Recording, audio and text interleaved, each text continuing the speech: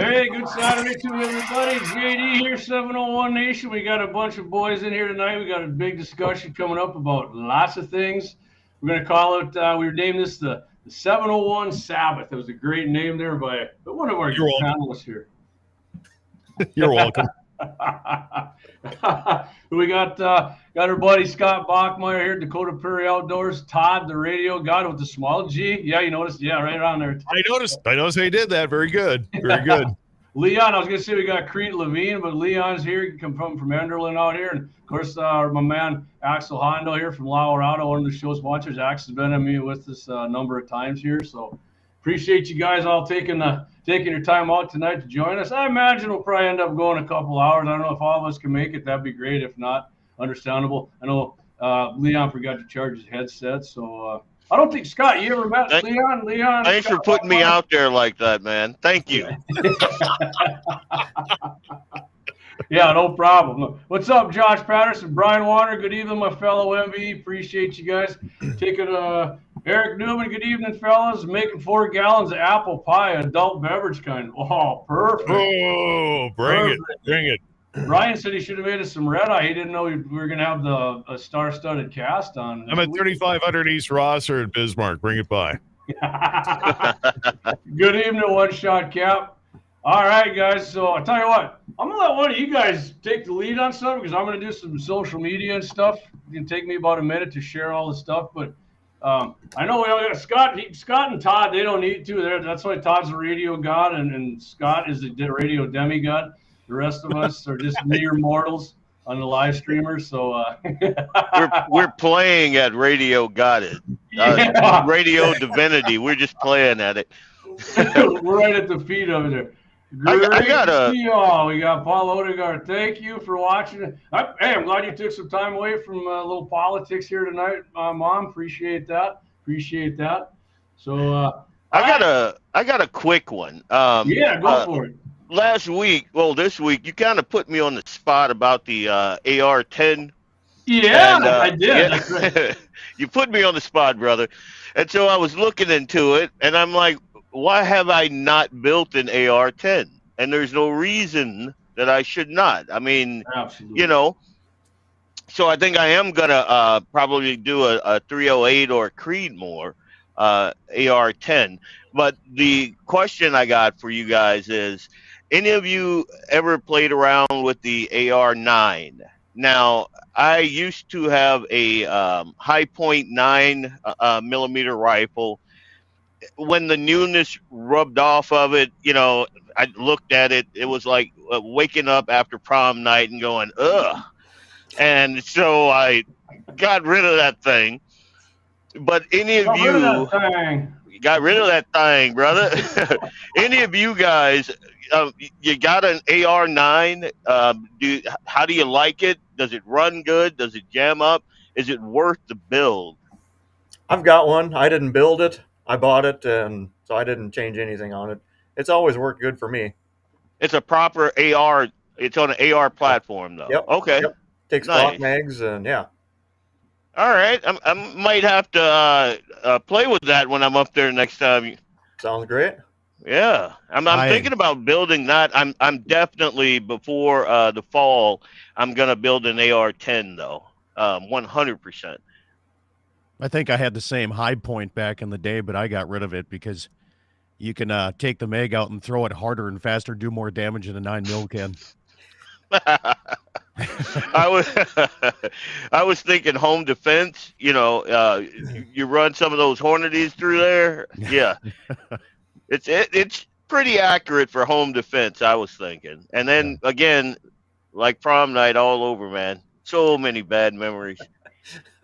Well, I can tell you. How's my mic sound to you guys? Clay said it sounds rough. Does it sound like it did the other night, Leon? There's a bit of an echo right at the end, but it's not horrible. But it doesn't sound like you're using your headset mic. It sounds like a laptop lid mic.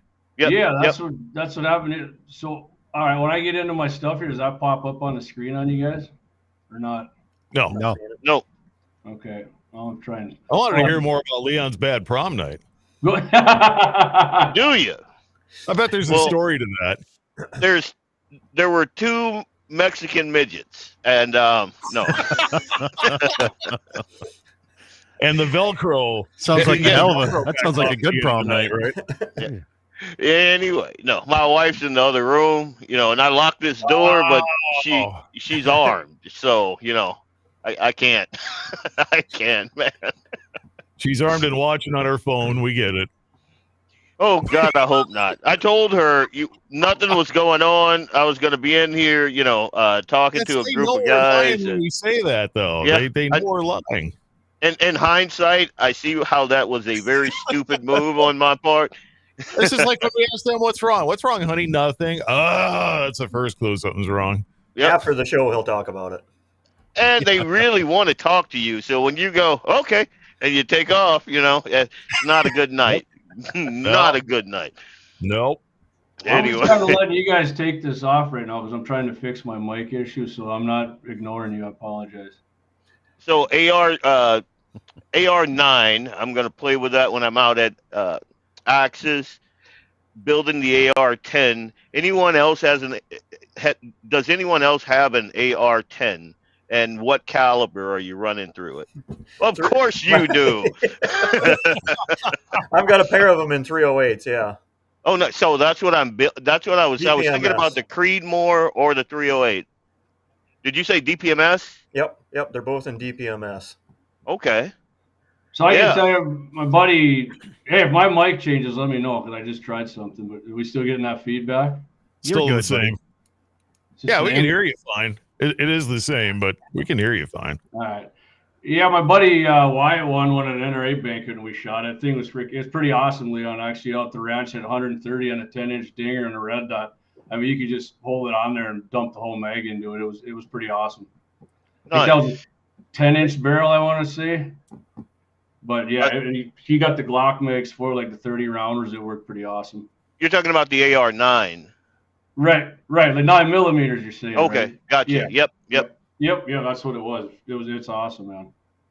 All right then. I would definitely, I ever get some extra cash laying around, since you don't like 308s, I'd go with that instead, or get a 10mm one. Do a 10mm.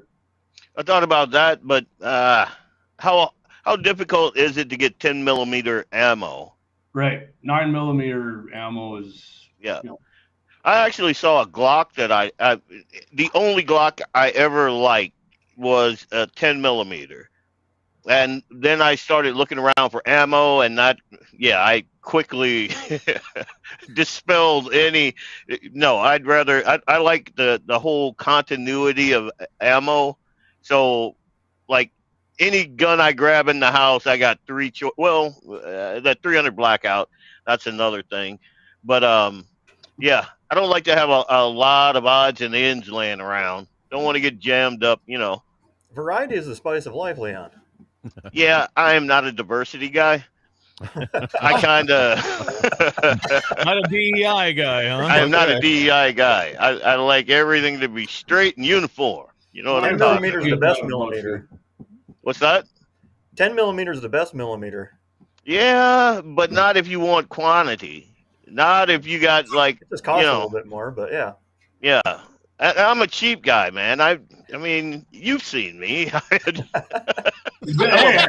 a baller on a budget, homie. You have it on there work out for you on that scope deal. Oh, awesome. I think, well, it's still in the box, but because I haven't had time to take it out and play with it, and it's been too cold. But I like the price. The price point was awesome. Love that. So I'm going to put it on there and get that big, ugly reticle off that thing over there and try it out. Next time I come out, though, it's going to be all tanny, baby. All tanny. Yeah, I'd love it, man, because you're going to have to get that Vortex on there. You're not going to hit that sucker. You're going to have to borrow my rifle again. Yeah. Again, I'm a baller on a budget. So there you go. Yeah, I mean, I understand it, but being on a budget can't get you on target, man. That's why I say the budget scope even. Well, for sure. I had that thing dialed all the way to the left, and no wonder I couldn't hit anything. You know? Well, you ran out of You ran out of what? You ran out of going left, man. Your rear windage is all used up. Yep. Yeah, it was 2 clicks over to the left of the tree and about 1 degree too high. So I was trying to compensate for that and could not do it. I mean, I could hit the head, but for any kind of precision, yeah, it was garbage. Absolute garbage. Yeah, well, I mean, you almost hit it, but I told Scott and John Armin this morning on the chat board there that I actually set it up for myself to win. So Yeah, Dougie I had the could see that. detonator. Dougie had the detonator in his hand. He just right when I shot him. Well, I'm going to tell you, like my ex-girlfriend told me before she walked out, almost don't cut it.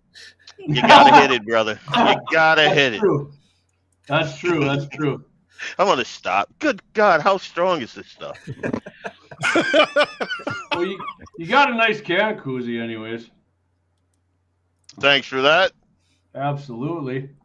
All right. That's good stuff. Clay All said right. it sounds like I'm a little quiet, which is odd for my loud ass, but I'm going to boost it up a little bit. So, all right. We So can that's talk what- about the bang-up job that Trump and his team is doing, and the Yeah. and how the Democrats are just kind of livid because they're pointing out, hey, there's tons of corruption here, and Democrats are like, nothing to see here. Stop doing that. You can't look under What are this you coconut shell.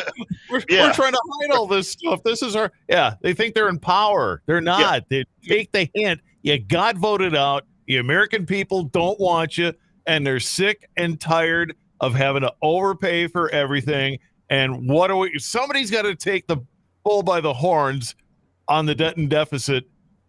And I know we're not going to wipe it out in 4 years, but Nope. I want some momentum to slow it down at least. And they don't even want that. Oh no, it's like, well, Todd, me and you both came from the same ghetto mean streets, so we know the three card Monte game.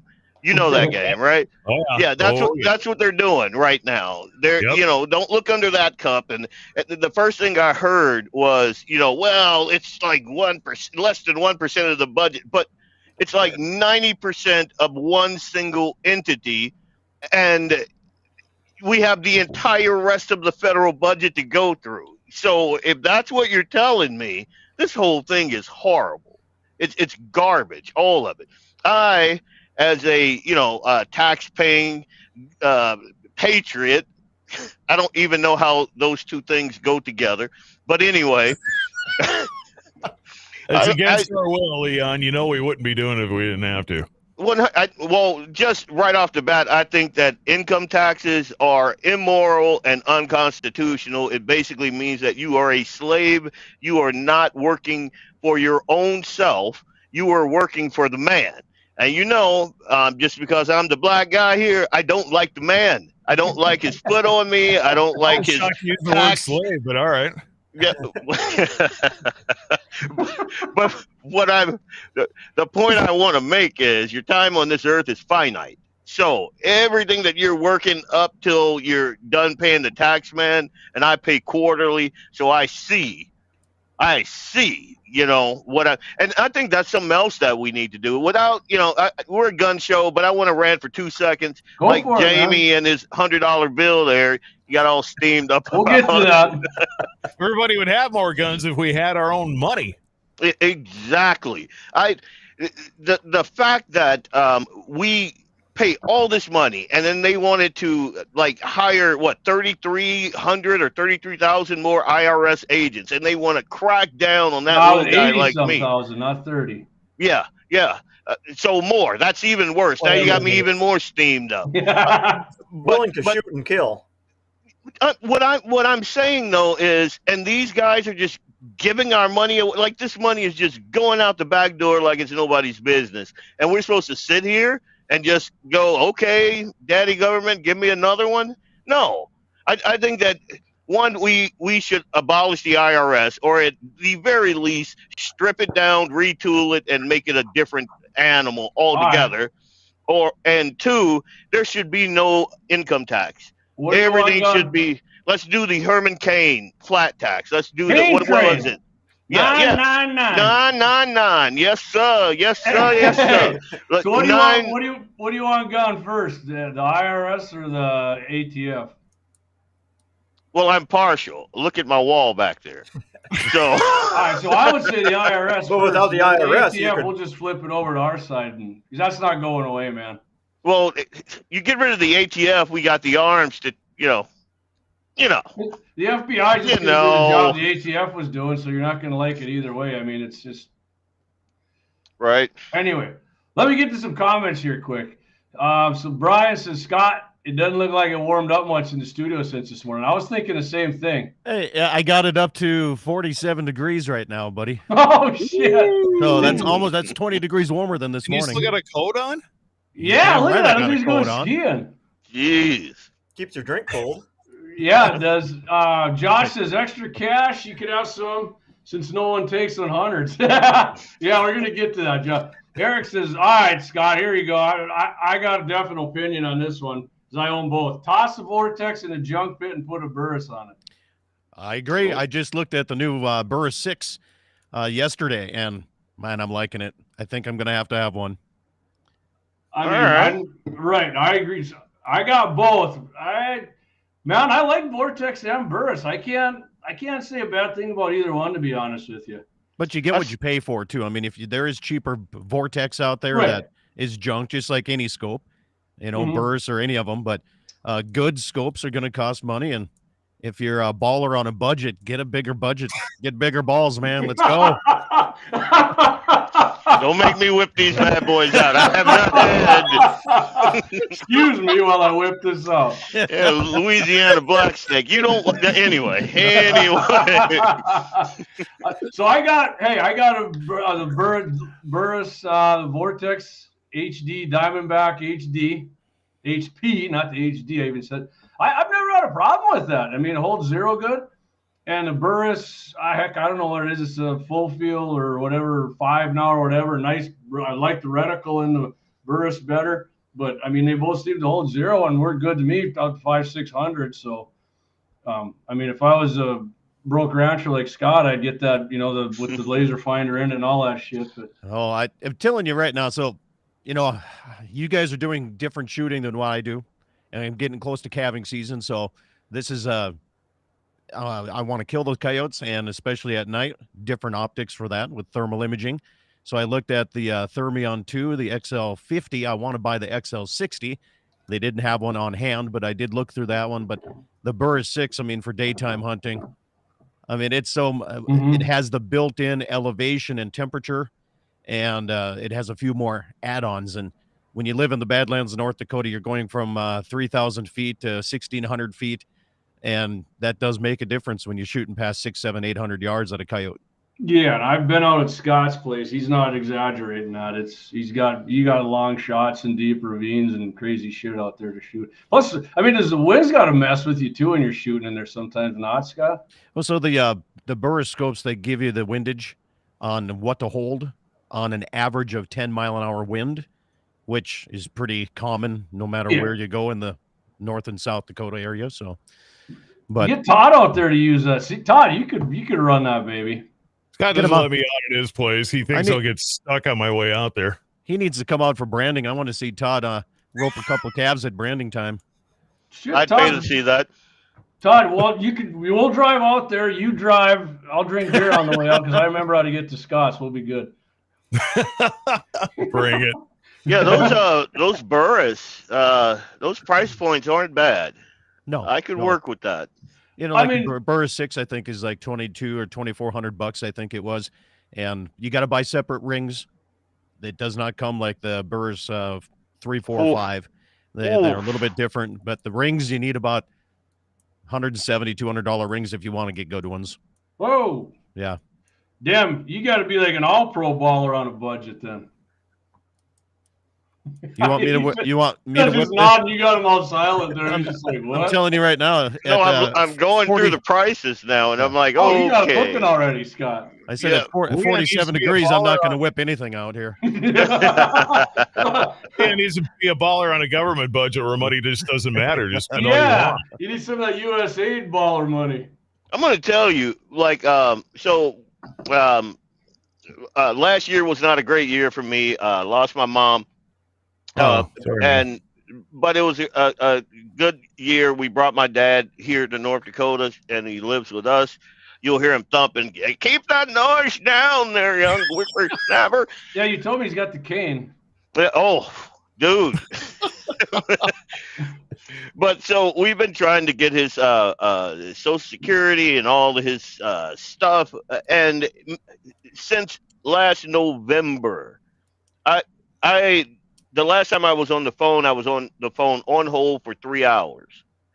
3 hours. I screenshot. And every single time I call, and my wife will verify this, I'd always get the runaround. No one was there. Even when I go right, when I say locally, I mean Fargo, not the national number, which they ask you which country code are you calling from? And I'm like, how is that a thing? This is America. It's, I mean, what's going on there? But Country code. it should be just the one. But anyway, 1776, that's the country code. 100%. There you go, Todd. But so, long story short, we could never get anyone. People were supposed to call us back, leave your number if you want to call back. Never happened. I want to say January, I finally got someone, and I'm like, yes, who promptly scheduled me for next month. So what are they doing with our money?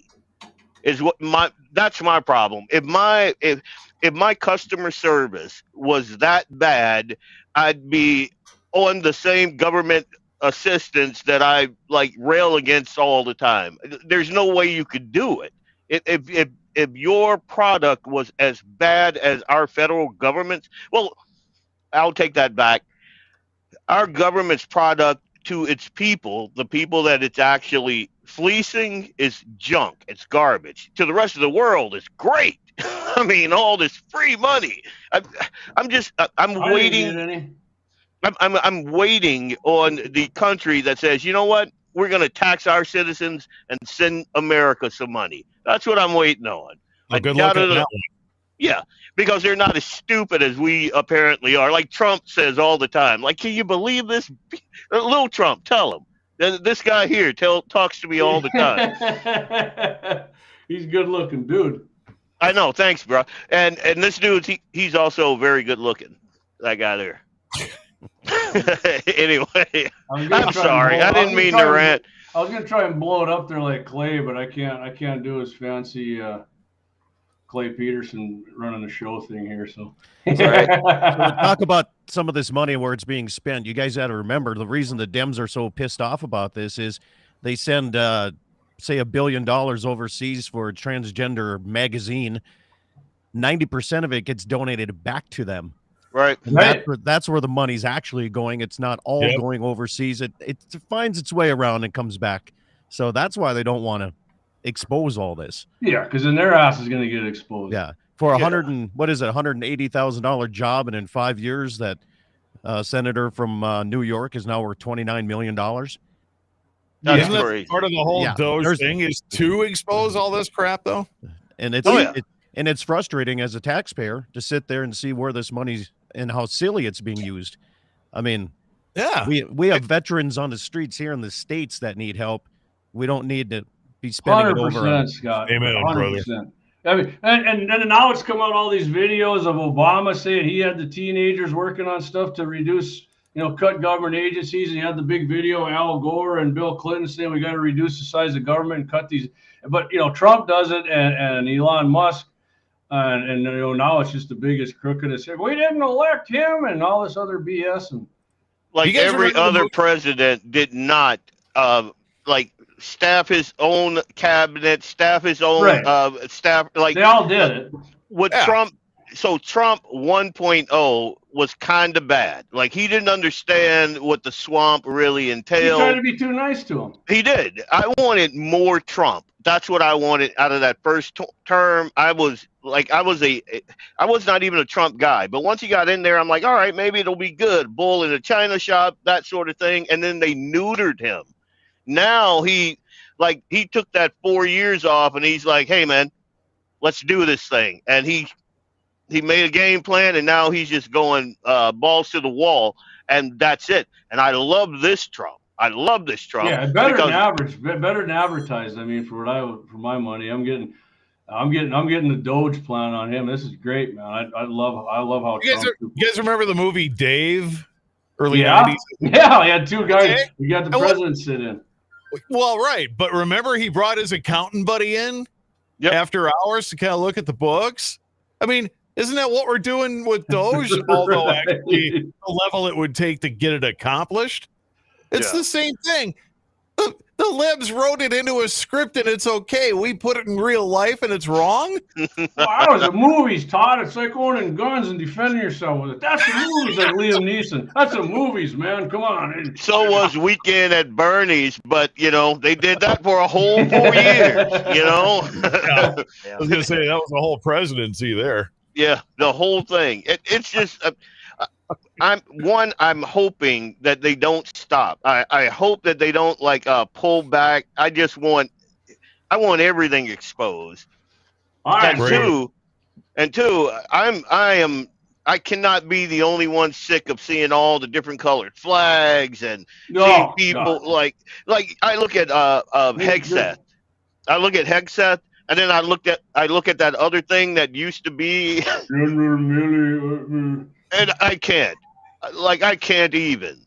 Hegseth's out pumping out reps with these guys, man. This is awesome. Yeah. He's one of the. Anyway, we're gonna do our first commercial.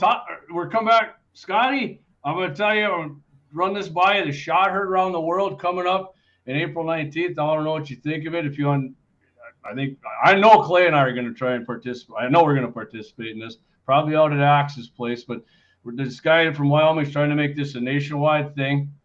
We'll let you know all about it. We come back here. We're gonna run three big hammers, big swingers here, and then we'll be right back.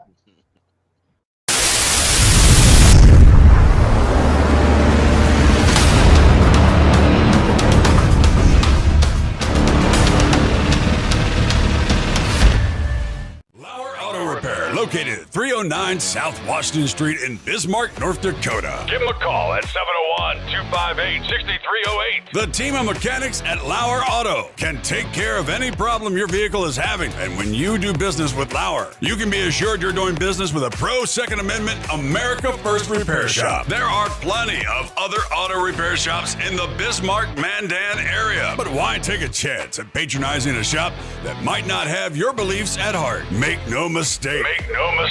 Lauer Auto is your pro Second Amendment repair shop. When you talk to the guys at Lauer Auto, don't forget to tell them that you heard they are a sponsor of Guns and the 701 and that you appreciate their support of our pro Second Amendment, pro North Dakota live stream and podcast. That's Lauer Auto Repair, 701-258-6308. 701-258-6308. Located 309 South Washington Street in Bismarck, North Dakota. Experience the exhilaration of power in your hands at Bloodline Kinetics. Why Cerakote? Simply, it aids in firearm preservation while also giving your piece a unique look. Barrel threading, NFA laser engraving, bolt handle threading, mount, level, and bore, sight scope chamber, rebarreling, and much more. Bloodline Kinetics is meant to reflect a long American lineage in gun ownership, who stand for the Second Amendment rights, Bloodline, and the science behind gun accuracy. Kinetics. To some, it's just a constitutional right that can go away. To us, it's in our American bloodline, and we believe it should stay that way. Here at Bloodline Kinetics, we understand that hunters, sportsmen, women, and gun owners should have a quality firearm. Stop and see us at 2008 Morrison Avenue 2 in Bismarck, North Dakota, 58504, Monday through Friday, 8 a.m. to 5 p.m. Call 701-390-7997. Visit our website, bloodlinekinetics.com. Anvil Brand LLC, raising and training tomorrow's barrel horses right out of Bismarck, North Dakota. Tracy and her family are great American patriots who not only support the Second Amendment, but they also promoted what you're looking for, top quality barrel horses. Go ahead and give Tracy a call at 701-471-6629 and tell them Guns and 701.com sent you. That's Anvil Brand LLC out of Bismarck, North Dakota.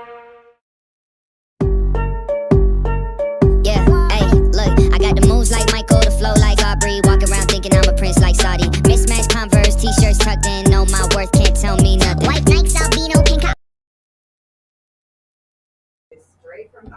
All right, we're back. 701 Sabbath here, a little special edition from 701 Nation. Got Axel Hondo on there from Lauer Auto. My man Leon out there from Mandan, North Dakota.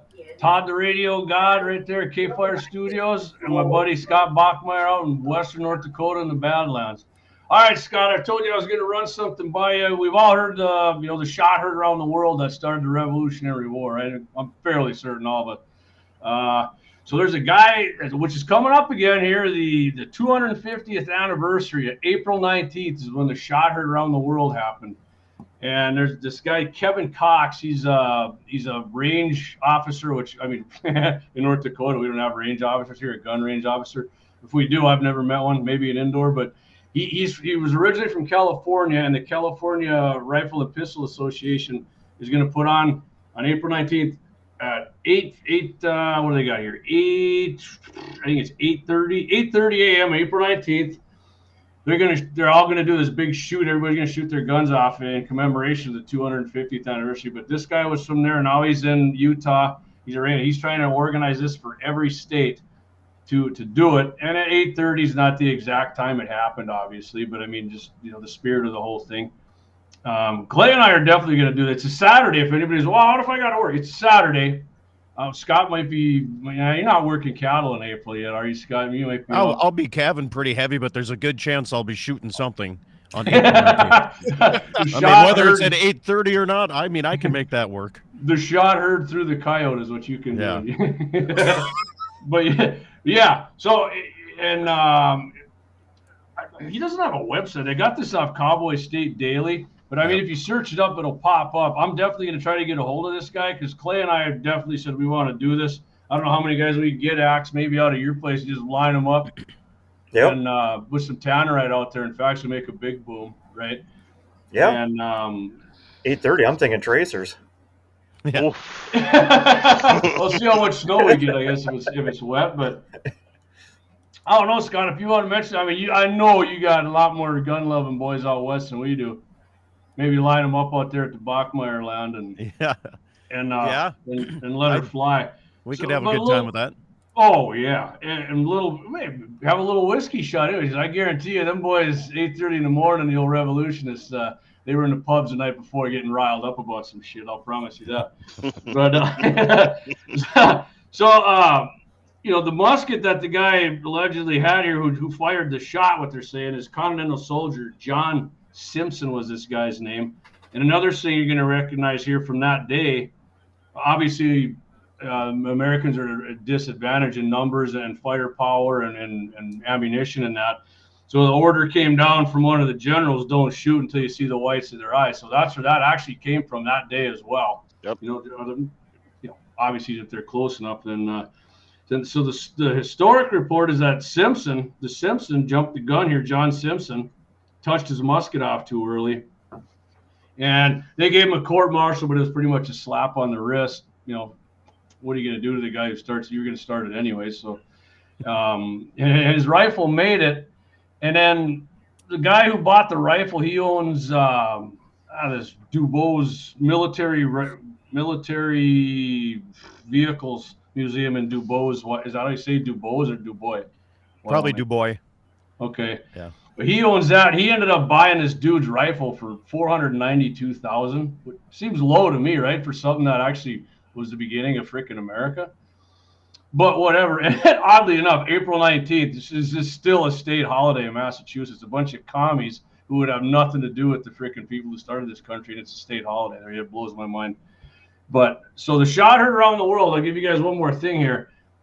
It's disputed now. I didn't know this either because they say, according to the recollections of Pastor Jonas Clark, who served with one of the militia units that day, historical records show that on the 1-year anniversary of that, Clark he gave a sermon, and he said one of the lobster back officers, took that from you, Leon, one of the lobster back officers actually got pissed off and fired his pistol first, and then that's when Mr. Simpson touched off his round. So Simpson actually made it through the entire freaking Revolutionary War, which blows my mind, and just kept passing that gun down through the generations until it ended up getting sold. But I'll get some more information on this, Scott, and I'll try and get a hold of this guy, this Kevin Cox, and if I do, I'll let you know what he says. But I think that'd be freaking awesome, man.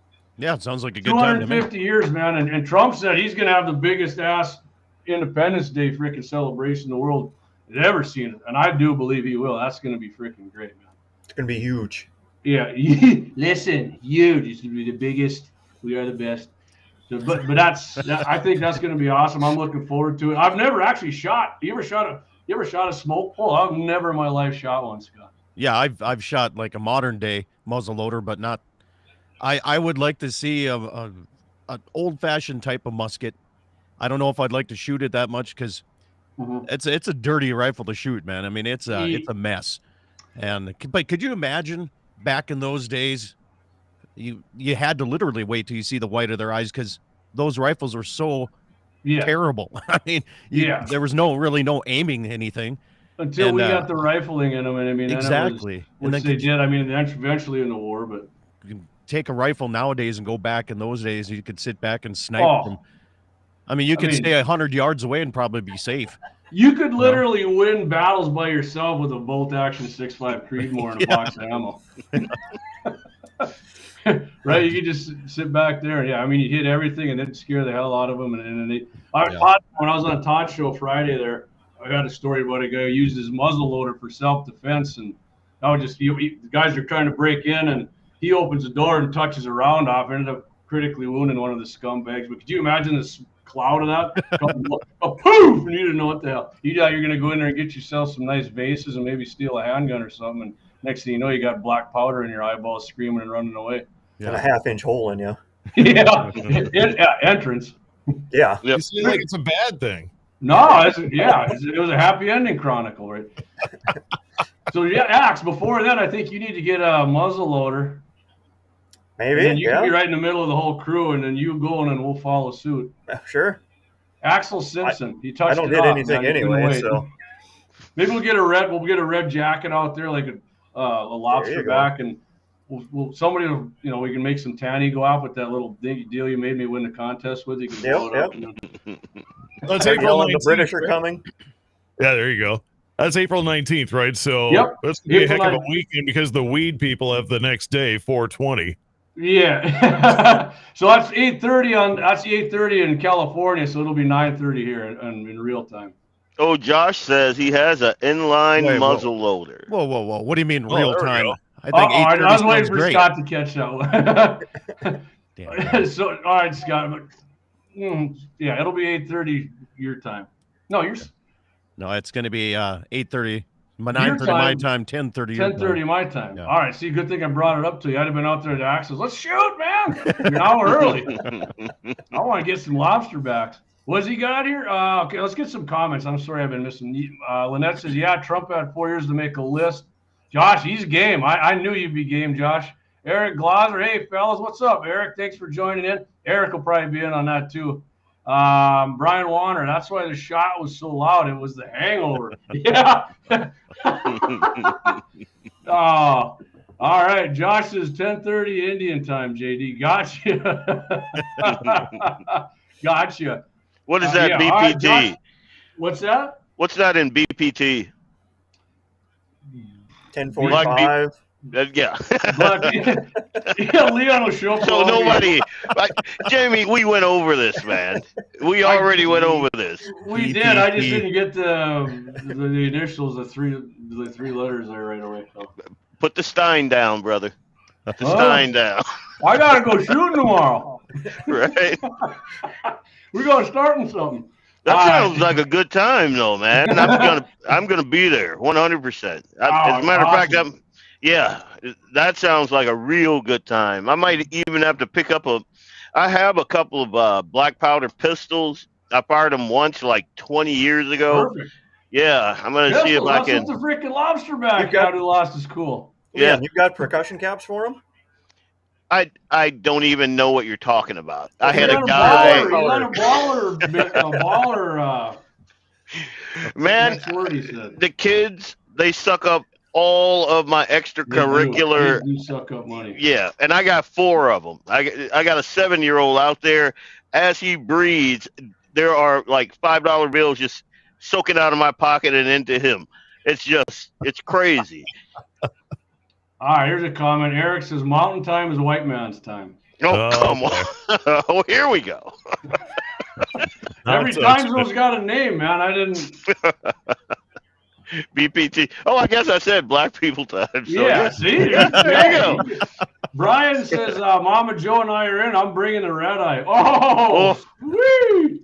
Sweet. I mean, by 10:30 for sure. We can have one before then, I'm thinking. So that's not going to be a problem. Todd, you got, what are you doing on April in the mornings there? Are you in the studio? Well, and see, I was thinking really we should be doing 8:30 because it's right in the middle of Scott Bachmeier's Dakota Prairie Outdoors Saturday edition. Central time, 8:30 would be perfect. Just call it a Scott show and set the phone down with the speaker on and yeah, I'll just open a window and shoot right out the window, man.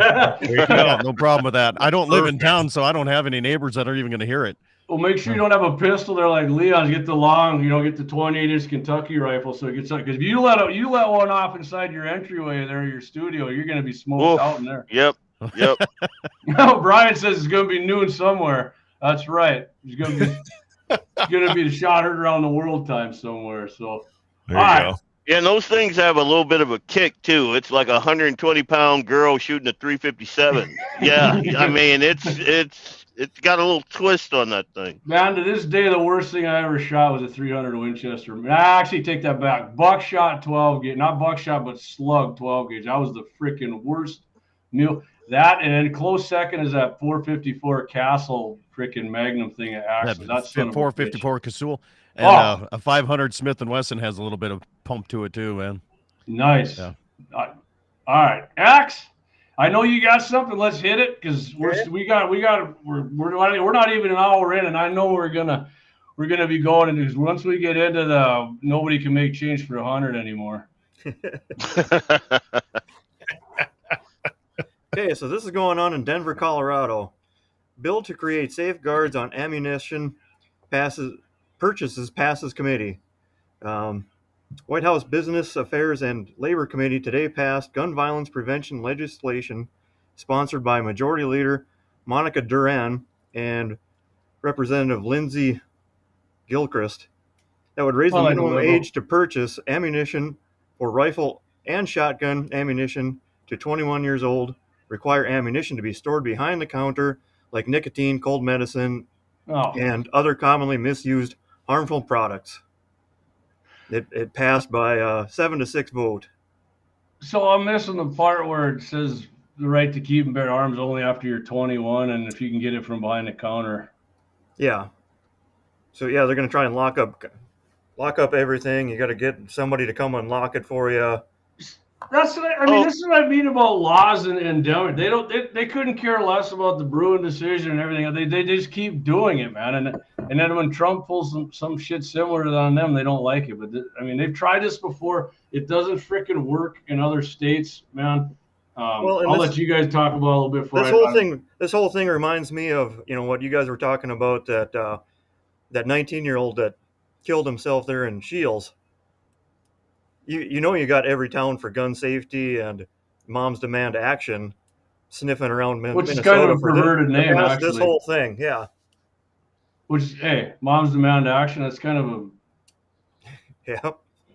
If you're going to get rid of if you're going to get rid of every single thing that somebody tries to kill themselves with, okay, get the cars out, get the motorcycles out. I mean, one by one, you can take everything off the planet. Scott's going to have to lock his hands up. He did ring fighting, and I've seen him go through the air like a goddamn helicopter once and bust through boards. My thing is, and I had a post about this a couple days ago.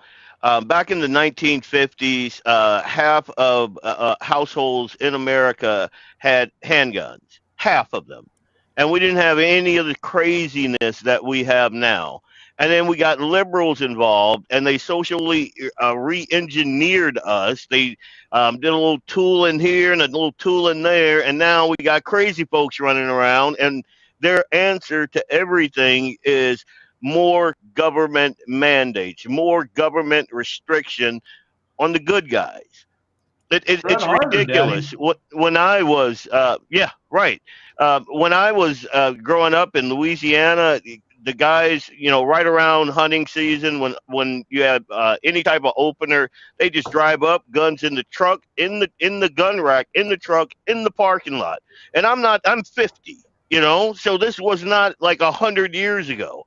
This was within my lifetime, and we did not have these issues. Now, you want to talk about the gun problems, we need to focus it where it needs to be focused. It's in Democrat-run cities. It's in all of these little blue urban areas. Now, you want to go in there and you want to lock all those folks down? I'm game. Let's do that thing, because that makes us actually safer. Or how about this?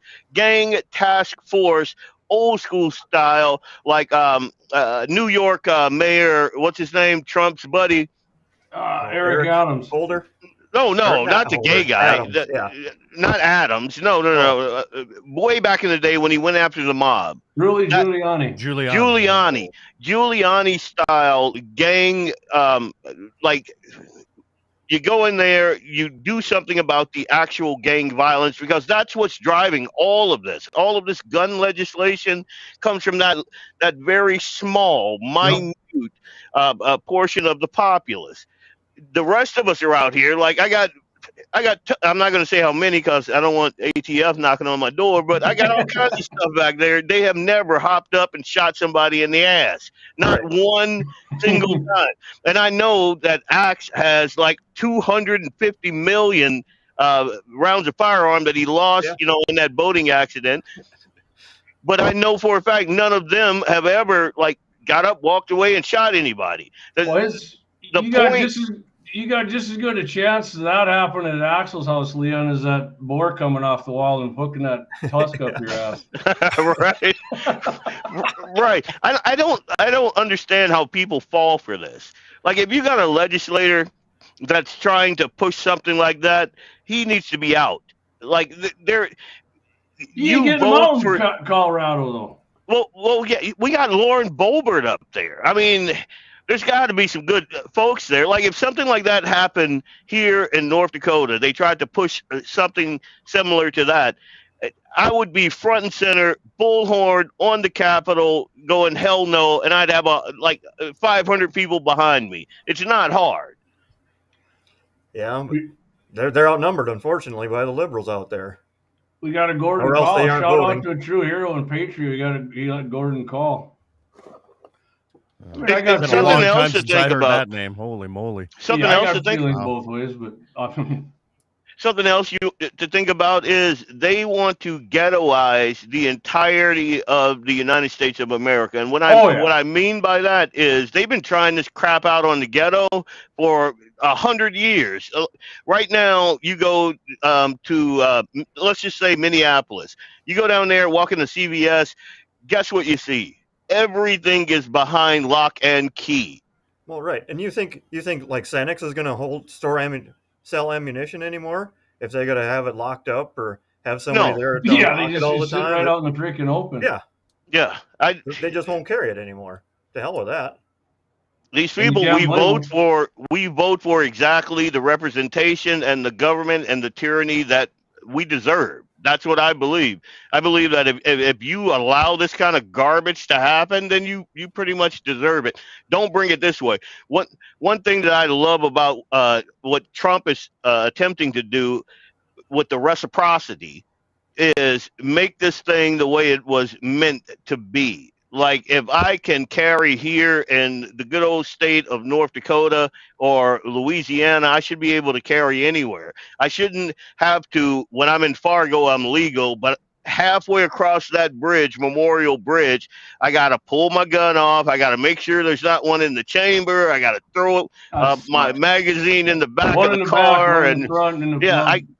That should not be a thing, reciprocity. And that's the way it should be, like, nationwide. And I'm very, very optimistic that the way he's approaching this, going line by line, seeing where our Second Amendment rights are being infringed and actually addressing it, I am optimistic about that. Those idiots in Colorado, they can smoke pot till their ears fall off, and just keep those guys in that little section. They don't deserve firearms anyway.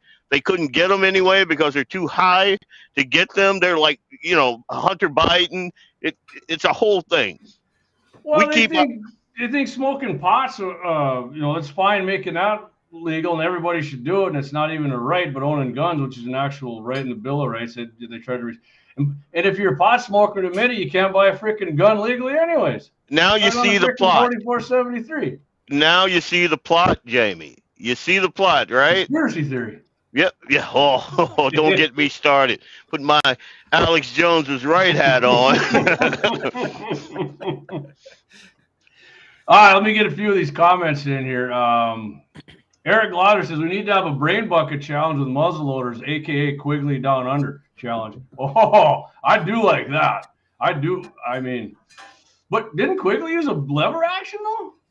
Absolutely. You're nitpicking, man. You're nitpicking. Come on. I mean, I'm down with having a lever action, Quigley. The spirit of the comment, man. Let's just go like with that.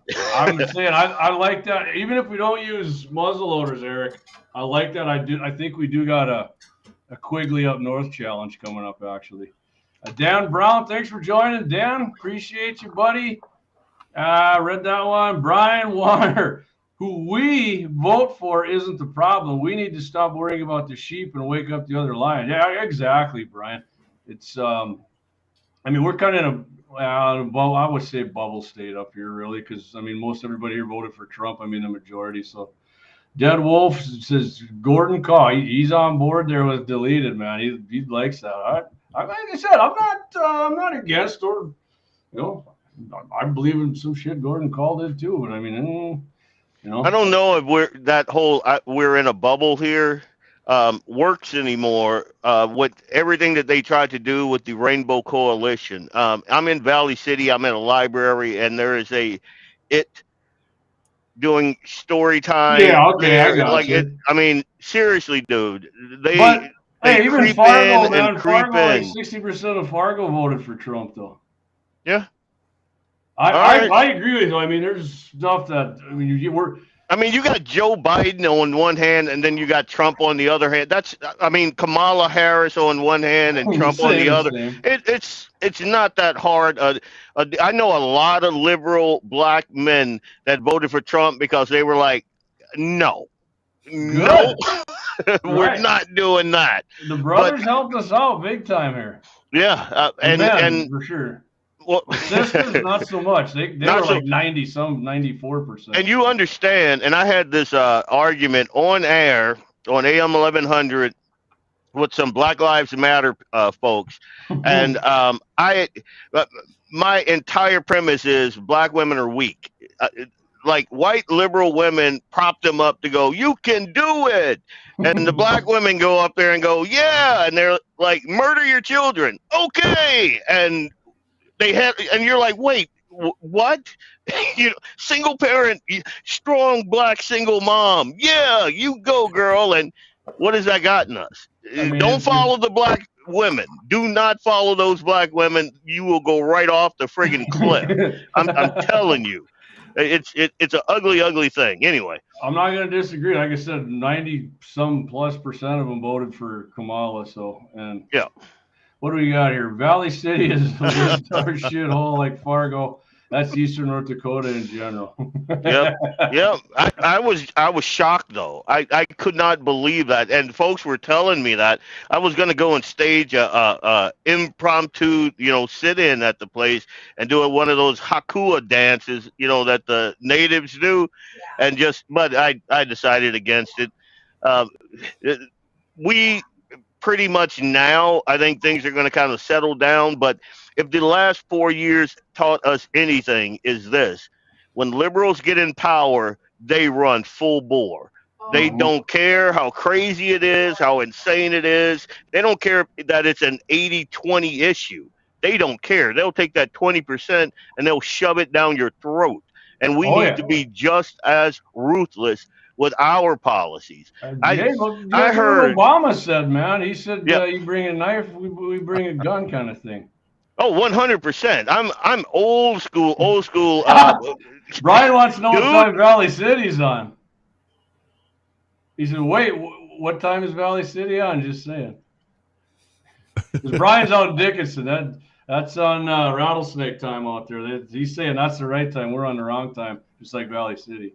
Okay. Well, Yeah. there you go. Hey. And he cut me off mid-rant and got my heart rate to come back down a little bit. So I'm good. All right, here we go. Okay, Eric's tuning back in here on us. He said he had the Shiloh Sharps model 1874 in single shot. I remember that. He kept, breech loading falling block rifle. Close enough, right? I mean, definitely a muzzle loader by today's standards. I'm in on that, man. We might have to get one muzzle loader and share that sucker. Because, they always said they could shoot a orange off a post at 300 yards. Let's try it at like 75 and see if we can do it. Dead Wolf Resistance 13. All right, man. He met you in Valley City back in 2019 Trump rally. There you go. Was it a truck rally? Or just a Trump rally? I wonder. Why? Oh, because you guys drove trucks down the street. Yeah, we did a couple of those bad boys. They were nice. I'm going to do a complete 180 on you guys here. I listen to a lot of podcasts, obviously, and this lady, it was the Guns and Ammo podcast, which I like, but he had the guy who does it is a former police officer, and he had a female police officer on. He worked with her, and she went off about freaking gun bunnies because she got an email from a gun company with a bunch of hot chicks in yoga pants shooting ARs, and she thought that was the dumbest shit ever to try and sell Leave guns. those girls alone. And Leave them alone. Lady, I'm telling you, freaking gun guys love seeing women, especially in yoga pants, freaking shoot guns. You understand that we have a high amount of T levels. Yeah. The dudes that would have a wall like that, or a safe like Axis, or a firearm like Jamie, our T levels are up here. Yeah. So leave those girls alone. Hey, Libby, leave those girls alone. She wasn't a lib, but whatever it pissed her off. Scott, if you go on social media, let's say you go on TikTok and there's a ad on there with women, hot chicks. You don't even gotta be hot. Average looking gals, nice body, yoga pants, shooting an AR. The likes on there are freaking off the charts, man. I just got to tell all of you guys this right now. My wife is a yoga instructor, so I get to see this all day, boys. You lucky bastard. I have no problem with it, man. Oh, I have to get half a six-pack. I have to get half a six-pack, and my wife to get her to put those things on. I've been in Scott's a few times, and Dixie, she definitely keeps herself in shape. Yeah. She went out today. It was 13 below zero. She went out and ran 8 miles today. Damn. Yeah. Well, that explains she makes the yoga pants look good, man. Oh, that's the other way around, right? Because a lot of women, the yoga pants make them look, But yeah, I don't know. I don't like the way Scott is all flaunting his success in all of our faces. I don't think I like that, not one bit. Dead Wolf, he says those gals can work out at my range. I work knives, swords, and guns. Absolutely. Yeah. Oh, there you go. So I Googled it after this gal was talking about it, and they're sure enough, there they were at the SHOT Show in Vegas. I don't care if I see new guns or not. I want to go to that gun range and see some of the. I was like, okay, yay. Well, you guys see the newest, latest, and greatest they are? Nah, look at these tactical yoga pants. Oh, what? What? I don't have one. Hey, and like most of these guys in these gun ads, then there's a bunch of yoked out freaking former special forces guys. Anyways, I mean, ladies, if you're not into guns, you're missing out, I guess. I just want to point out, Dead Wolf Resistant 13 says, Scott, you suck. Yeah, so, I see that. And I'm okay with that. I'm good, man. I would be too. I mean, I'm just throwing that out there. No. All right, guys, tell you, we're top of the hour. We're going to do our big ad, come back, get you guys' creative thinking caps on. Unless you guys want to go into the $100 thing, man, and you guys got some other gun. Oh, you got to do that. All right, we're gonna work. All right, I'll tell you. We come back. I lost my shit a little bit here today. I did a short rant on my Facebook page, my personal page. I'm gonna tell you why. and we'll see if if our square-headed panel at the round table agrees with me. Just kidding. Not a I'm the only squarehead. here. I'm African American, so I'm not a squarehead. I don't even know what the hell that means, Leon, but I got Oh, serious? You gotta watch Deadwood. all right. I'll take them to Woo. All right, I know that much. All right, we'll be right back. 701 Sabbath. We'll be back after a big ad here.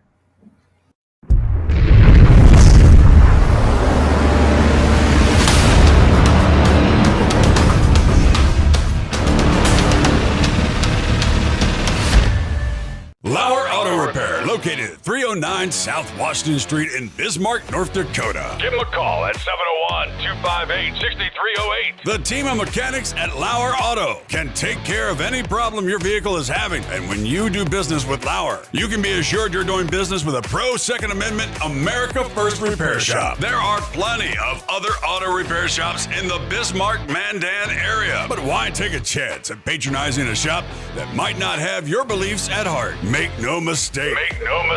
Lauer Auto is your pro Second Amendment repair shop. When you talk to the guys at Lauer Auto, don't forget to tell them that you heard they are a sponsor of Guns and the 701 and that you appreciate their support of our pro Second Amendment, pro North Dakota live stream and podcast. That's Lauer Auto Repair, 701-258-6308. 701-258-6308. Located 309 South Washington Street in Bismarck, North Dakota. Experience the exhilaration of power in your hands at Bloodline Kinetics. Why Cerakote? Simply, it aids in firearm preservation while also giving your piece a unique look. Barrel threading, NFA laser engraving, bolt handle threading, mount, level, and bore, sight scope chamber rebarreling, and much more. Bloodline Kinetics is meant to reflect a long American lineage in gun ownership, who stand for the Second Amendment rights, Bloodline, and the science behind gun accuracy, Kinetics. To some, it's just a constitutional right that can go away. To us, it's in our American bloodline, and we believe it should stay that way.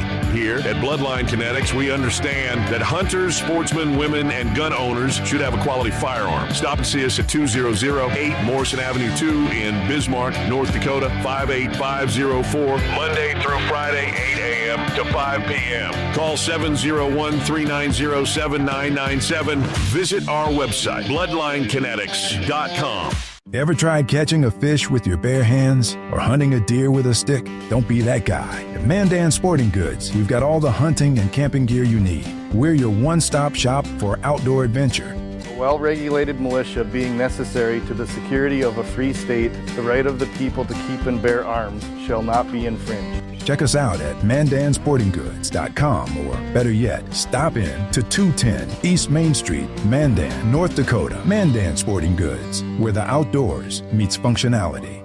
Store hours, Monday through Saturday, 9 a.m. to 6 p.m. Closed Sunday.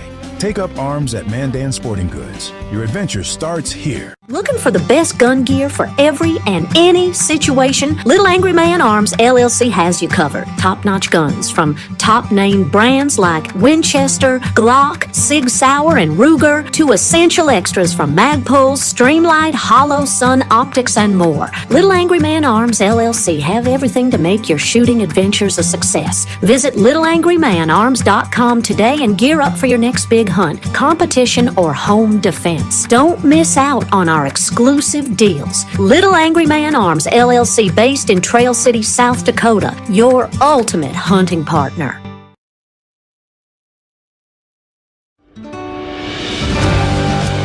Anvil Brand LLC, raising and training tomorrow's barrel horses right out of Bismarck, North Dakota. Tracy and her family are great American patriots who not only support the Second Amendment, but they also promoted what you're looking for, top quality barrel horses. Go ahead and give Tracy a call at 701-471-6629 and tell them Guns and 701.com sent you. That's Anvil Brand LLC out of Bismarck, North Dakota.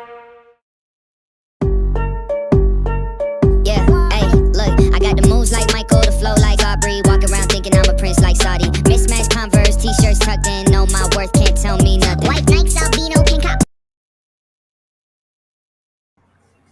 All right, we are back. 701 Sabbath, Saturday night here. I hope everybody's having a good time. We're having a good time here. Appreciate all my guests coming on. And hey, if you do any business with our sponsors, please let them know that you heard it on Guns in the 701 or 701 Nation. Dead Wolf Resistance. Tonight's music at his place, THC, if you don't know what that is, Texas Hippie Coalition. Pissed off and mad about it. Love me some Texas Hippie Coalition. In fact, Todd, next time I'm in there, maybe you ought to kick a little bumper music, Texas Hippie Coalition. You know, a little... Absolutely. All right, I love that. All right, so everybody's, if you're wondering what the hell are you talking about, change for $100 bill, right? So big part of my job during the day is I go out for our business I work for and I deliver the product we make, and I occasionally stop in, buy a coffee, whatever, even though I'm not there. You whip out a $100 bill, put it up. I'm waiting for it every time. I just dread it. It's like having an argument on Facebook, and you go on and you see the freaking message thing. You're like, oh God, do I got to click on this yet? You know, because you know somebody's gonna fire back at you. Son of a bitch, I don't want it. So you go in there, give them 100. Sir, I can't get you change for that. You're just freaking absolute. I always tolerate it. And not every business does it either. But it put me through the. I didn't chew ass on the person working. It's not their fault. They work there, right? They work at the till. But I'm just like, really, you don't have change for a goddamn $100 bill? And I said in my $100 anymore is not really. It's a lot to me, but in a big scheme of things, $100 with inflation ain't shit. You can't give change on some really. Really, because when I go to the bar and if I give them a $100 bill, they don't have a problem giving me change. If I go to a restaurant, they don't have a problem. But if I go fill gas or if I go and buy a freaking pair of socks or a box of ammo at Runnings or something, then all of a sudden we need to call the manager in. Why? Where the hell was the manager here to get you change before I bought this shit? And I got to sit here for 5 minutes and play with my nuts until you give me my change? Why? I don't get this That might shit. be too much information there, but all right. All right, can one of you guys answer this for me? Well, my first question is: you can fill your vehicle for under $100? What the hell? Yeah. Yeah, You got a tiny truck, brother. It's a metrosexual pickup, Scott. It's a Nissan. Oh, I see. Yeah. I don't get it though. How can some places have change and these other ones don't? To me, that's like a management freaking issue or something. It is a management. So here's something that I've done, Jamie, which kind of it's my own little dig on some people. I don't have one yet. Whenever I go to the bank and I get some spending cash, I ask if they got $2 bills. Yep. And I have a stack of $2 bills because people have no room in their cash register for it, and young people have no idea what it is. And I found out in Nashville, if you tip a waitress with a $2 bill, you get waited on VIP style, man. They love that. Really? I've heard strippers like them too. Well, that I don't know about. I've heard this. I can't. Scott's not going to go on the record and agree with the stripper thing. But okay, so yesterday I was in Rapid City, and I was listening to a radio station down there, and I'll let you get back on your rant here, Jamie. But I heard a radio commercial for the Bell Star, the strip club in Box Elder, South Dakota, and it started out by saying, something like, I can't remember what the name of it is. They said something like, come to a place where women are happy to see you, is how the commercial started. Love it. It was great. I'd never heard a stripper commercial before in my life, but that was awesome. Oh, especially if you got $2 bills. Well, I didn't have them there, but I'm just saying. You'd probably be a baller with a $100 bill. I guarantee they can make change for you. Make it rain, baby. Make it rain. They got the card swiper too. So I mean, I get it. I don't like I try to have a very small digital footprint. It's just a thing I've been doing, leaving the phone, that sort of thing. I'd much rather pay in cash. So I feel you. I got similar stories though. And my wife can attest to this. She hates taking me anywhere. No, your wife's real loud in the background there. Yeah, she thinks we're hilarious, I guess. Yeah. I walked into a Subway, and granted, I understand. I'm kind of backwards. I'm a knuckle dragger. I'm a Southern boy. If I ask for my sandwich to be quartered, I don't expect a puzzled look on your face. I expect you. Like in half? Yeah. Someone told me, you mean like in 3? I'm like, oh my God. And I have also 5 out of 4 people have a problem with fractions. and dude, don't even start on. Well, anyway, I was about to say well, something. Leon, the damn tilt does a change for him now, man. Yeah, and that's something else I was going to say. I've been in places that automatically started ringing me up like it was a card swipe, and I give them cash, and it just discombobulates them. Like they're trying to count out in their head. They're trying to look for that tiny little tappity tap thing that people used to use way back in old timey days, a calculator. Yeah. And they cannot in any capacity do the arithmetic in their head. They just it can't be done. Tell me you got a computer in your pocket, man. Pull it out and use it. I'm not. You got a phone, but no, that's for social media. That's for my IG. There's a calculator. Wait, what? It does everything but make calls anymore. Like you guys said, the till's got an old display on there. It tells you this is the change.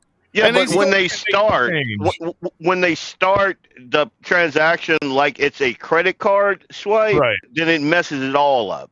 Right. Like some folks they jump the gun and the till pops out and you're just like, I got 20 here.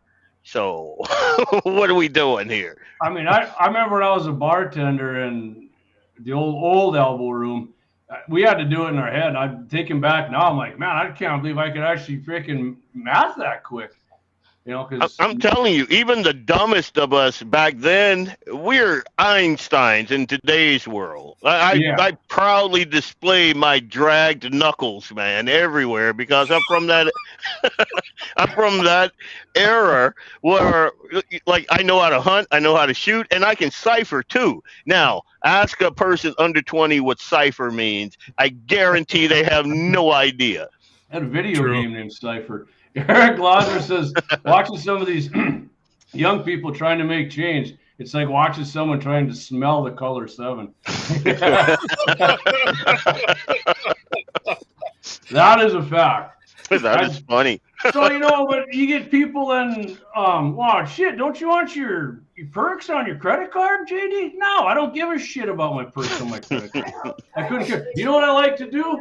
I like to, when I look at my credit card statement, that son of a bitch says 0, not, why is there freaking $10.40? Oh, that's right, because they didn't have change for $100 goddamn dollar bill in U.S. currency in the freaking United States of America. So do they put the like big bills? Do they put them into a safe or something? Like they just the freaking manager's got them. It's happened to me at Runnings, Leon. Almost every morning, if I stop in there. And they're like, oh, God, you got 100? All right, manager. And I love running. I love running. There's nothing to get, but they're like, come up. And I'm just like staring at the guy like it's the same dude. And I'm always just, I should just unleash on him one day and go, do you not keep your goddamn tills filled up here? Really, dude? I do this every time I'm here. Come on, your lady. Then the lady working there, they got to stand there. I'm sorry. I'm like, it's not your fault. You're not the goddamn manager. I stopped going to Runnings when that cheap Russian ammo stopped being $5.99. It's coming back. Don't worry, DJ T's and he's gonna reverse that. So, is there still a shortage on coin? No, they weren't even giving you change back anymore. I think all of that bullshit and this what the thing is, like Josh Patterson said, they're trying to push you to use your goddamn credit card all the time, so they can freaking eventually. That's all you can use, and then if you get out of line. Sorry, we heard you on the 701 Sabbath freaking live stream, and you were very bad-mouthed on there, and I don't think you deserve your money for the rest of the week. Like little baby Castro up there in Canada did when they had that little trucking convoy through there. That's exactly what happened, and that's what they want. That's exactly what they want. Like my dad has the right idea. I go up to his bedroom. His mattress is like this much thicker than it's supposed to be because he's just stuffing fist full of $100 bills right in there, man. And I'm like, where do you live again? I can't tell you. We're armed, and my dad is ornery as hell. So I don't even go in that room, man. He looks at me with a wary eye. Like my wife, he loves my wife. I think there's something going on. But when I walk in there, he gives me the the once over. Like, what's up with you? What are you doing there? It's the weird. Lynette says, Leon, if you said that to me, I would have said, and would you like your crust cut off also, sir? What? He meant crust. Oh, okay. I do like, if I got a nice PB&J that's been toasted and buttered. Cut my crust off. And then cut. What the fuck? Look, dude, Awesome, Dougie I am not a marriage counselor. Black. So, Josh said it was $6.99 not long ago. Oh, really? Yeah. I'm getting some comments here. Eric Newman had to show a tattoo and Pierce and colored hair quack at Bismarck Hotel about how to count money back. She was so dang confused. Yeah, if I walk in and you got that multicolored hair, I'm like, oh, damn. I turn around, I walk right back out because I know I'm going to have a problem. So, Brian wants to know, he says, what the hell are you buying with $100 bill that allows you to get that much change back? So when I go to the bank, Brian, when I get paid, I put money in a bank, and then if I got to pay off the stupid-ass credit card from the month before, I say, give me everything back in as many hundreds as you can. I want $100 bills. Give me 400s and 650s, and I don't want all that bullshit and wait, because I bought 4 energy drinks and a lottery ticket for $2. And a lot of times when I tell them the bank too, I'm like, half of the time I'm like, can I just give me hundreds back when you can? And they're like, you want 100 back? Yeah, you're the goddamn bank. What do you care? I had a guy ask me, I pull out my wad, and he's like, why do you carry that much money around? I'm like, it's none of your damn business why I carry. I also have gold backs. You want to see those? And you want to freak a young person out.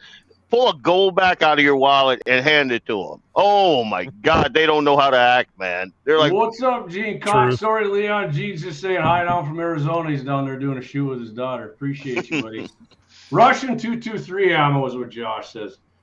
Which, hey, so I'll say the Russian 223 ammo, Wolf, I've actually had that group pretty damn good in some of my rifles. I don't know about you. It gunks up, though. It'll gunk up your AR. I've had AR stop running.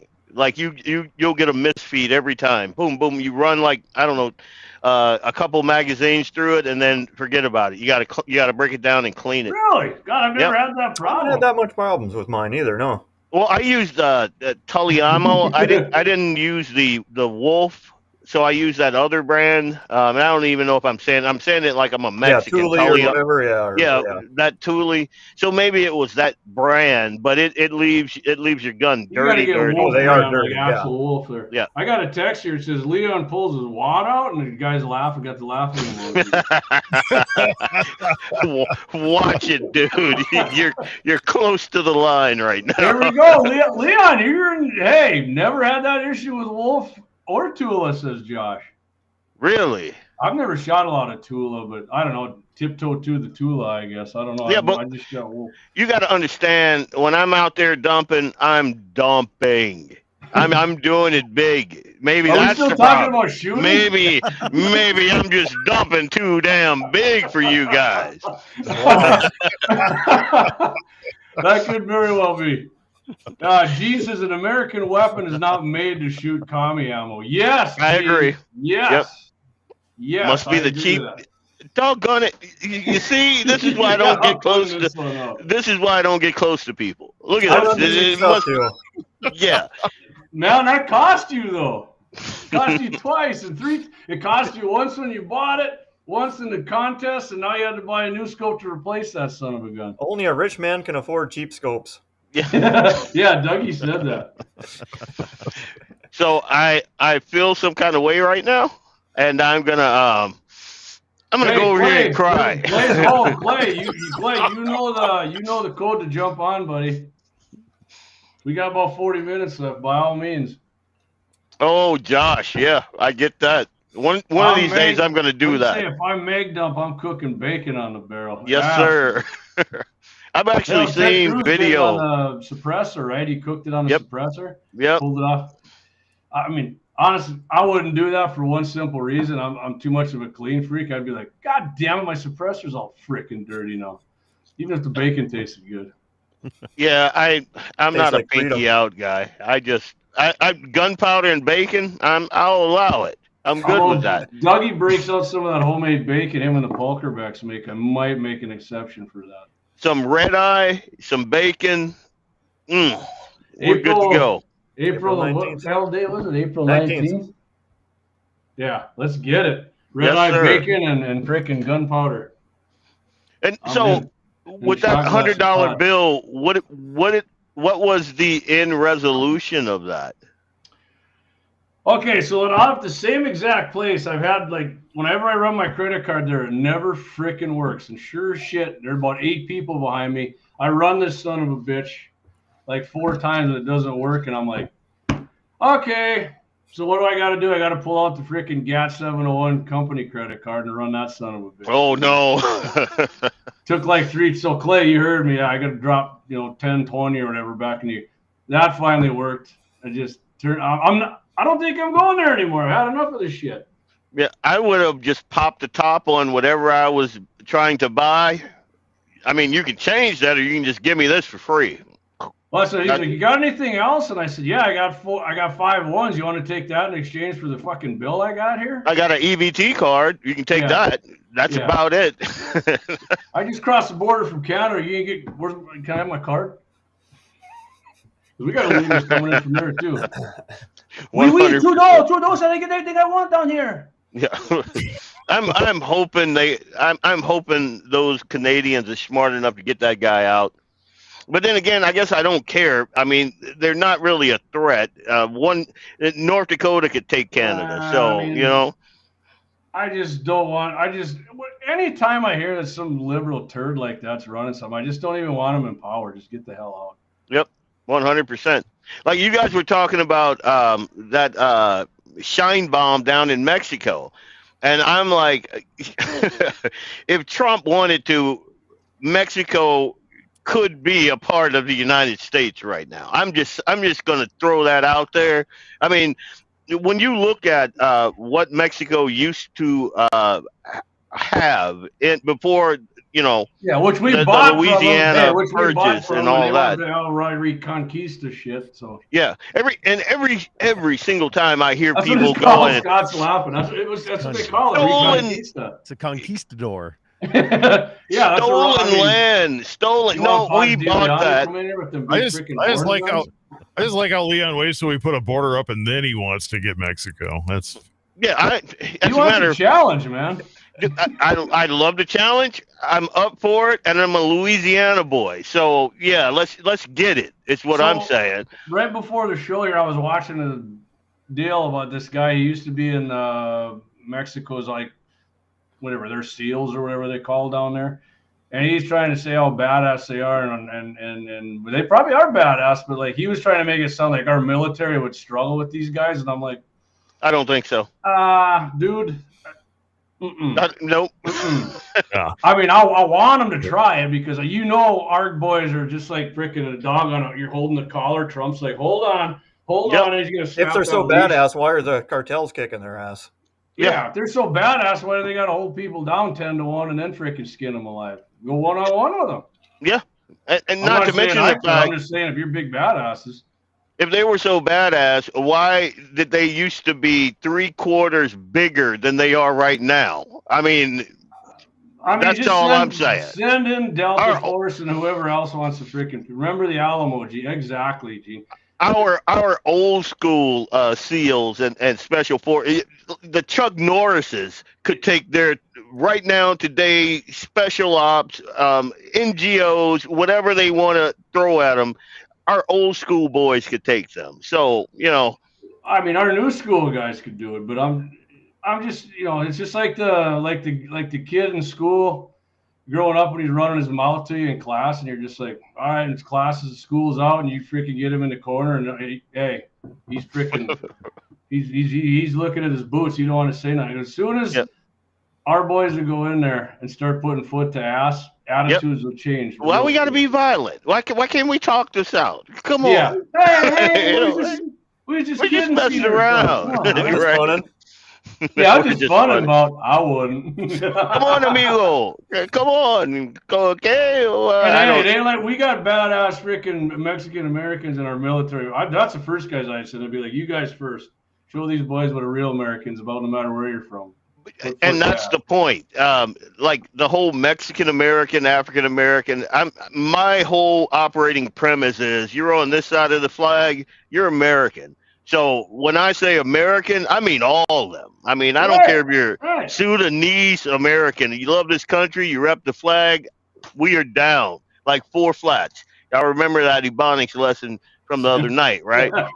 Everybody? Yeah, all right, there you go.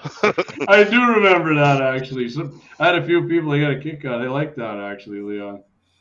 See, I bring the Cajun spice and the whole Ebonic thing to bear. I don't know. I've had a couple of these. What is this? I mean, I might be helping things out too. I don't even see Scott drink. You on Lent or something going here? Yeah, I am, buddy. Oh. Because once a year you quit drinking for 30 days, right? 40. I stand corrected. You are. So I messed that up. Yeah. No, just water, buddy. Yeah, that's what I got going here. Myself, I like Brian. Screw your hyphen. That's what I'm all about right there. Screw your hyphen. There we go. Oh, here comes Leon, the African American pen. Nah. Walk that back. Nope. I'm an American, and I'll kick your ass if you say different. That's where I'm at. You can call me a Southern American. You can call me a rebel. I'm good with that. But I don't need to be an African American. I'm not a hyphenated American. Yeah, and if you want to call me that, let's. If he's African American, I'm gonna be German American. Then you gotta do it. Yep. One hell of an American. Right. One hell of a, and I told you the other day, I'm like part what did I say, Jewish or something? I don't know. I don't remember. You said you speak Yiddish. I do speak a little Yiddish, man. Your grandma was a Dutch, right? Or something like that. Yeah, I don't know. I don't remember. My grandma was a Dutch. Hey, I told you guys that the musket the guy bought Dutch made. It was the Continental Army there John Simpson had. Remember earlier in the show? Yep. Dutch made. Made it out of wood. The stock was made out of old windmills. Hey, man. Put that part in there. Don't get me started. In my cup is that Eric Glosser's drinking Old Elk bourbon. Don't get me started on that rebel flag. We'll get deplatformed quick.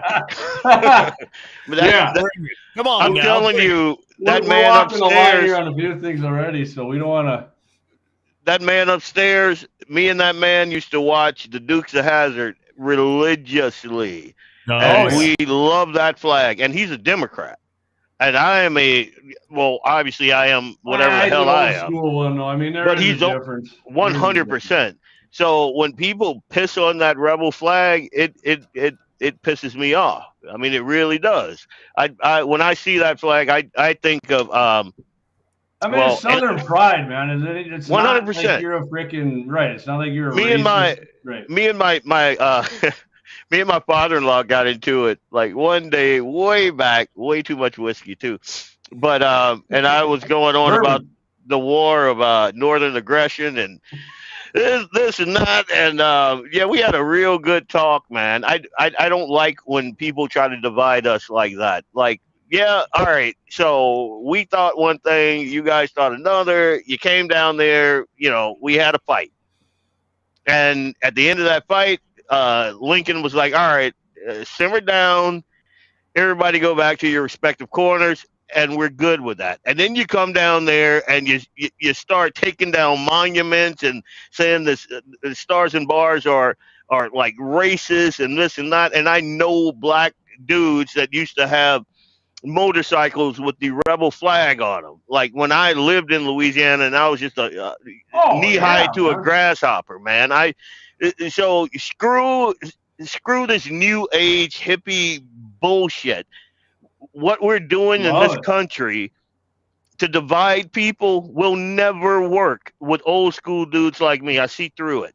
Not only do I see through it, it pisses me off. It pisses my dad off upstairs. I get him down here, and he gets that cane going. Ain't nobody safe. Nobody.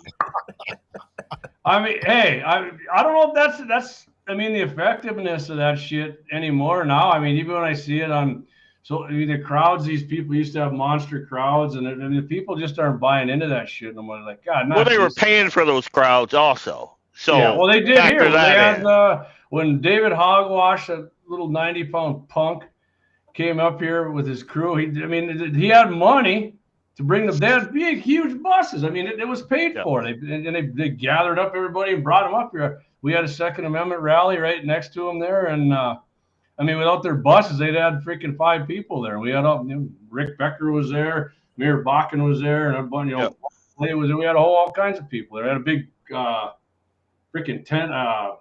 Canopy there. I think Marty Beard brought the canopy actually. But yeah, shout out to Marty, man. Yeah. Anybody hear from Marty, tell them to look me up, man. Give me a call. Let me know if you're all right, brother. Dead Wolf says Black Confederates. There's lots of them. There are a ton. I can send you all kinds of links. I'm not saying I'm a part of any of those guys. You're a Proud Boy, though. But yeah,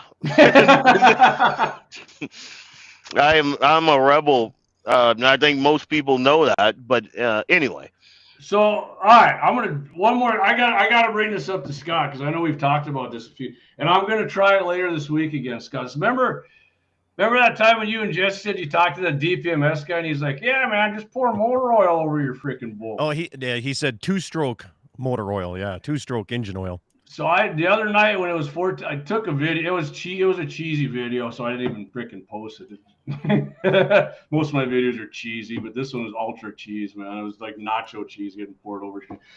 So I had Extreme Weapons lube, which claims 85 below, right? And they still, is it viscosity? Is that what is viscosity when it keeps us? Yeah. Okay. 85 below, and I had 5W30 Valvoline, and I had the rim oil, which I freaking use rim oil pretty much instead of anything now. And I poured it in these little containers we have from work, set it outside. Next one, my youngest daughter was pissed. She's like, "Are you serious? We got to do this shit, Dad?" Yep. Brought it in.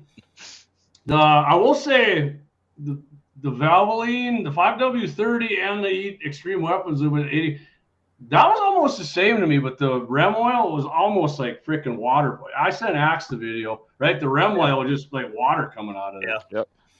So I want to try this week when it gets to, what are we saying, 28 or 32 below here on Monday or some shit. I'm going to try it again.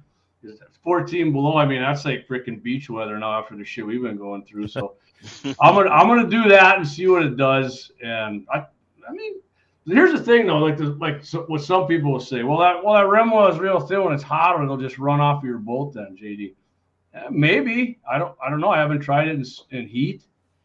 I've just what were you running that day when Jesse's gun jammed? Yeah, it was. So it was ambient temperature on that tournament was 32 below zero ambient temperature. And what was happening was his firing pin was froze up.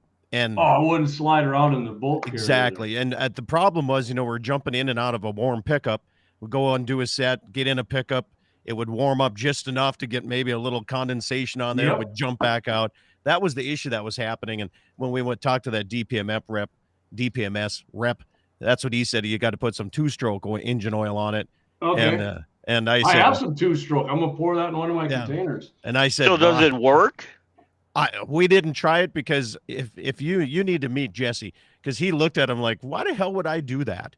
Yeah. That was the nice version of what he said. And right? Jesse's like 6'8", freaking 300. So yeah, he's a big boy. But anyway, I never had issues with my bolt action.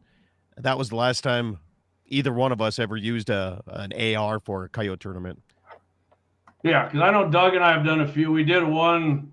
It's never been that cold, right, Axe? What was that we did with I got my Frankenstein AR, and I just left the freaking bolt. I haven't oiled it or lubed it in 400 or 500. I just ran that. Even one-handed it ran. But that was like 11 below, I think, in a wind chill. With the wind chill, it was like 23. But even this... I mean, I've had issues even with my bolt. So I have the Savage 110 with the red trigger on it.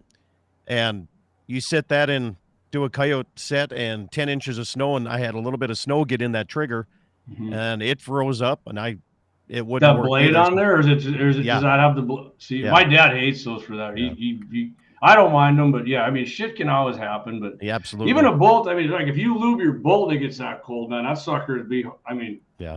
I know people are bolt. It's that weak primer strikes, is what you said with the AR bolt. That was just. I said, did you ever take your bolt apart and clean it when it was new? No, I didn't know you had to do that. Yeah. You do now. Yeah. Absolutely. Well, at least, at the very least, when you get a new rifle, I don't care if it's an AR or a bolt take that son of a bitch all apart, clean all the parts out with not like CLP, like cleaner. I don't care if you got brake frickin' cleaner. That cleans all that shit off. And then put a nice light coat of lube on it. Your firing pin, probably not a firing pin. I wouldn't recommend, because I don't care if it's still gonna what Scott's doing. He's a rancher. He's got his gun on his side by side or whatever. You got oil, and I don't care if it's inside of your bolt, that firing pin. That goddamn dirt finds its way in everything. Scott can tell you that, and it'll hang on that oil no matter what lube you got, and it'll screw it up. Yeah, it just depends on the area and the conditions you're shooting in, right? I mean, I carry my rifle's in my pickup every single day, and whether it's hot or cold or snow or windy or whatever, there's dirt, dust, and everything else that gets involved in it. Yeah, a little harder to keep them clean. What's your go-to, like every day, the rifle that you carry with you all the time? Oh yeah, here you go, Leon. What I love is this. I love this. The rifle that I have pretty much religiously in my pickup is my 6.5 Creedmoor. What? Okay. You said it was 223. Hold on. All right. The 223's hanging in the Ranger. Okay. And that thing has never been cleaned a day in its life, and it still shoots perfectly. And it's just a great jack handle. And so those are my kind of two go-to ones. That's what I have. And pistol-wise, in the summertime, my snake pistol is just a 22 bird shot and a Heritage. So what do you got for a pistol in the winter then? In the winter? Yeah. I don't. Or don't you even do one then? Don't have a pistol in the winter. What do you got for an EDC? Auto loader or revolver? I got both. Gee, well, you got one on your leg then, or one dog leg in there? Depends on where I'm going, right? I mean, it all depends. All right. Yeah. All right. I used to like my EDC was that Kinetics, and I loved it because it was huge. Carried full size 20. one? You got on the axis? oh yeah, I put that thing in my back, and then I was like, yeah, this is stupid. So I went with that M&P shield, no problem. My opinion is if you're going to do a carry gun, carry the biggest son of a bitch and long-barreled one that you're comfortable with, because barrel length, totally, if you don't have a good trigger, you're going to freaking miss unless it's damn near point blank. Yep. When you're scared and you pull out and you will jerk that trigger when you're shit, unless you're like the calmest guy who's been in like freaking combat 50 times. Or unless you train. I mean, even if you train, man, I know guys who train and they went in combat and they said the first time they were in combat, they freaking just started blasting rounds off and didn't even know where the hell they were going. Well, you're talking about combat versus like a civilian situation where you got some idiot trying to knock over a gas station. Yeah, I'm saying you got to be able to pull your trigger, man. You got to be able to. I don't care if you've been in combat 50. You need to be able to maintain calmness and pull your trigger, freaking. Well, look at the Secret Service. They're trained and they can't hit anybody. I never hit that guy from Trump. He was here to want to wall away. Dude, those were DEI hires. You know that. I know that. Yeah. That chick that couldn't even holster her firearm, that was embarrassing. Oh, look at here, Eric. He's a man after my own heart. Ruger American 223 is my truck gun. Perfect. Nice. You can't beat that, man. You can't beat. I like ARs too, but Ruger was good enough to win the Prairie Dog Challenge. Yeah, but is it gonna win the BAMF challenge? I'm sorry, wrong Eric. Is it gonna win the BAMF challenge? That's why I do the 300 blackout. Or I got that 10-inch 223 Wild. So that's my truck gun. Those are my two truck guns. I used to love that 300 blackout, but I'm squeamish about it because the last thing I want to do is mistake and slam a magazine of 5.56 through there. or something, or the reverse of that. So that thing stays in here now, and the truck gun is the 223. So you're saying blackout and 223 is all your. My truck guns are those short barrels. I'm not going to touch it down there. Now, what is that chambered in? That's I think that's a 5.56. Okay. Yeah. But and what, the 300 I'm sorry, blackout. I was reading a comment there. I lost track of why you said you didn't want to interchange something there. Yeah. Well, so those cartridges, that 300 blackout, they're not in it. They, dude, you'll have hot metal in your eyeball. I'm definitely the minority. I'm like anti 300 blackout, and I remember some big gun guy on one of the social media things. What's your opinion of 300 blackout? And I'm like, I'm from North Dakota. It fucking sucks. Goddamn cannonball. You can't hit nothing out past 80 yards. Where's your opinion, asshole? And I said, you did. I don't freaking live in a bunch of goddamn trees. That thing's worthless up here, dude. No, man, so you I'm want like something with punch. I'm anti 300 BLK. If you want something with, I will. Next time I'm up there, I'm going to bring you that. It is what I do with iron sights on that thing, and with this little short thing. All you got to do is drill, and you got it. And that 300 blackout is going to put you down. That's the thing about it. I'll tell you, my 223 is going to put you down with soft points, easy. Well, all right. I mean, if you're going to pinky toe it, I mean, the 300 blackout. I'm telling you, man. There's a reason why guys love that caliber. I mean, for home defense, I'll take it, but anything past 20 yards, I'll throw a freaking rock. Okay. Josh P839 says a 300 black is a fun round. Yes. So can we deplatform Josh like right now?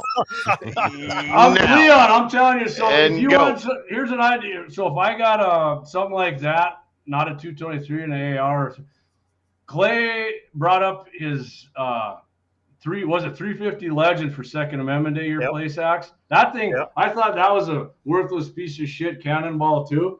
But man, when I shot that son of a bitch I was quite impressed with that thing. Next time I'm up, I'm gonna bring. I have a 18-inch 300 blackout, and I have the I think it's a 8.5. It might be a 9-inch barrel. That short barrel. I'll bring both of them. You're gonna love it, man. Awesome. I'm in. I'm not saying I'm not going to shoot it. I'm just ballistically, I'm just like, But I am so disappointed. I'm now we can't agree on everything, I guess. I mean, listen, if I'm right, do they make stop points for those even, or is it just like, what do they make? Here you go, Eric Lauser, 300 blackout, ... It's a hog gun at best. If the hog is within 20 yards. Right. Oh my God. So I got a whole hit underneath it. Right. All right. Yeah, we're going to do this. We're going to have a 300 blackout friggin' challenge. And I'm telling you, you're going to change your mind. All right, I'm in. The only reason I don't like, that's not my go-to gun is, I don't want like my wife to grab that thing and shove the wrong magazine in it. So like all my 300 blackout containers like that, you notice you don't see any of them back here. They have an orange rubber band around. Well, it's a thick band around them, and all of the magazines have that around them also. So you know that this is 300 blackout. But outside of that, I love the punch those things have. And again, if you're going to use like a short barrel, I'm not going to say short barrel round. I almost gave myself up right there. But anyway, if you're going to use something like that, you're not using it at distance. You're using it as a self-defense mechanism. If I hop out of my truck and I have that thing, it's because danger's close. And that will put it down. No matter what it is, that would be my primary weapon. Yeah, the 300 blackout. Blackout don't need that long a barrel either to burn the powder. Nope. And again, it would be my primary weapon, and I run green tips, so it's going to put you down. Man, I'm telling you, I'm gonna get you with a soft point anywhere within 300 yards of my two, especially at close range. I'm gonna vaporize anything inside you. But all right, man. All right.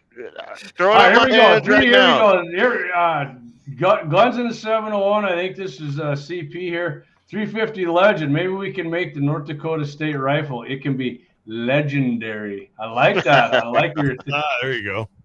All right, we got Gene says if you get bored, take apart a 94 Winchester. Yeah, that sucks, Gene. I got one. No thanks. I don't ever want to take that apart again. But you're right. Or the original Ruger Mark. What is it? Mark II or whatever. Their pistol. That was a real biatch too. Josh says, how long does it take a 300 black to get to a target at 500? Faster or slower than a Grendel? Way slower, Gary. Well, it's slower than a Grendel. Dude, I did not come on this show to be abused. I'm just saying. And I don't know who this Eric Glazer is, but the whole Mill Team 6 thing, I take offense. I take offense, dude. So if you missed it, Eric Glazer said 300 black is a favorite gun in Mill Team 6. I thought we was family, Eric. I thought we was family. No, what up, fam? I mean, come on now. Families ever have disputes? Hatfields and McCoys here on a 300 blackout, I guess. I don't understand. I don't understand. So on Wednesday, I'm going to have the stats, energy, what grain you want at 300 at 100 yards, a 223 and a 300 black. Let's do it. What grain you got? What grain you doing?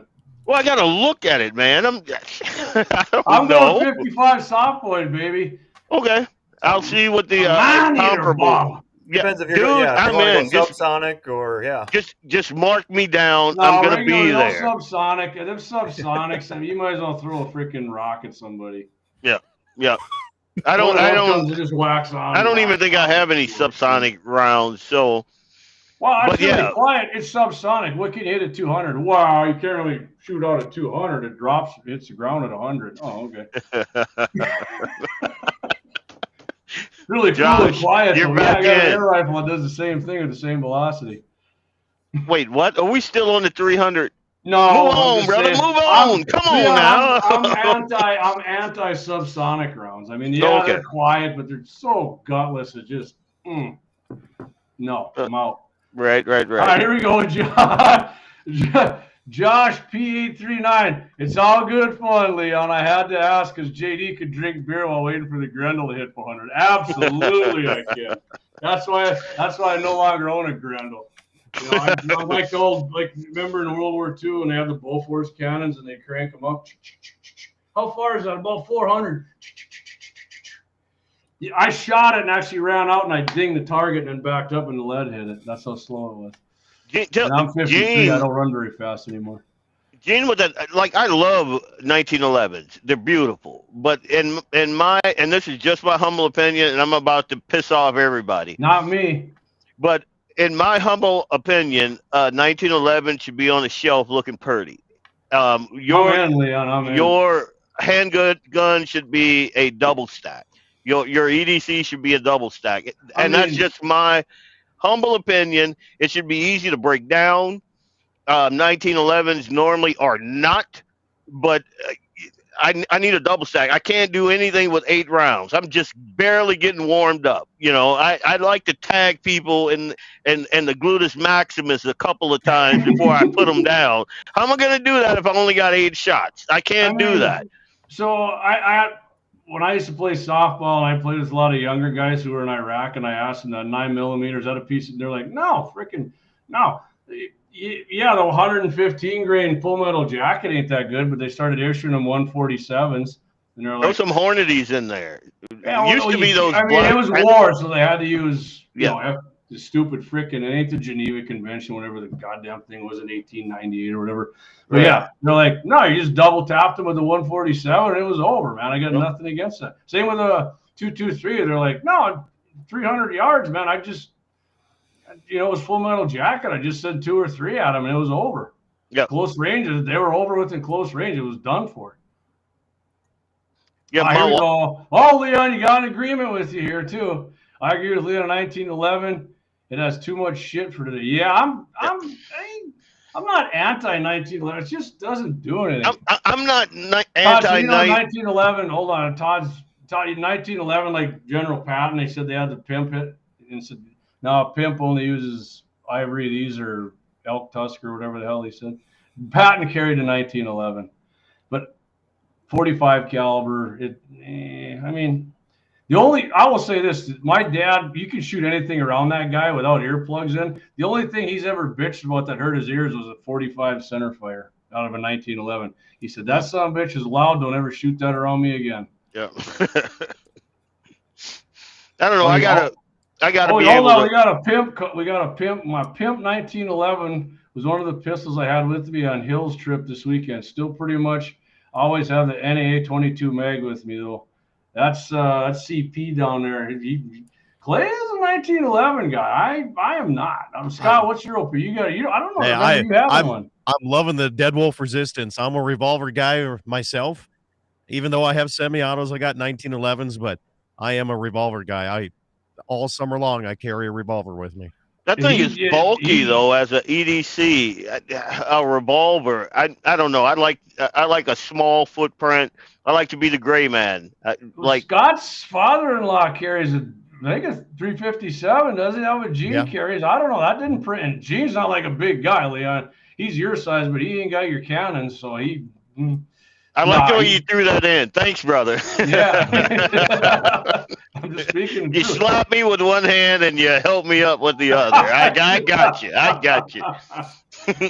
Oh, hey, man, we got 69 people. I love that. See, everybody watching, Rumble, everywhere, X. Appreciate you guys tuning in. Just having some fun tonight, talking some guns and any other rabbit trail shit takes us down here. And see, my son, Dead Wolf Resistance 13, my son is into the whole throwing knives. Oh, and proud dad moment.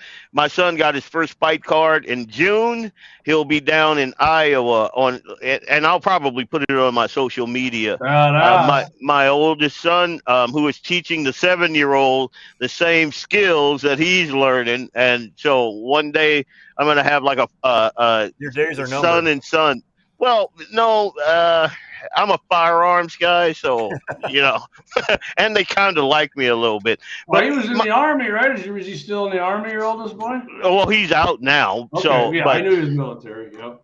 But, hey, hold on a minute. What's his opinion of the 5.56 and the 9mm? What? 9x18, I guess, if you want to go. I don't know. I guess I never talked to him about it. I don't know.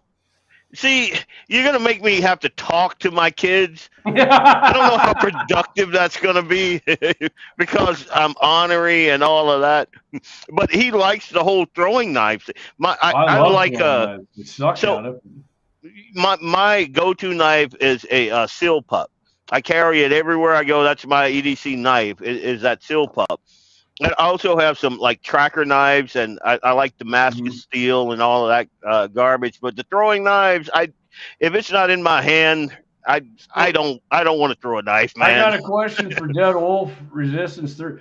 If I want to go just down to the sporting goods store and get myself some throwing knives, what would you recommend? Because I always see like the 3-pack of the Smith and Wessons, and they're $20, and I'm like, I don't know how good are these suckers gonna work, Yeah. And then I see the super expensive ones that look all freaking pimped out, and they got the nice buff on them from the buffing wheel, and I don't know.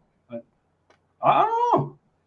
Oh, Gene says, JD, those Ruger handguns do suck.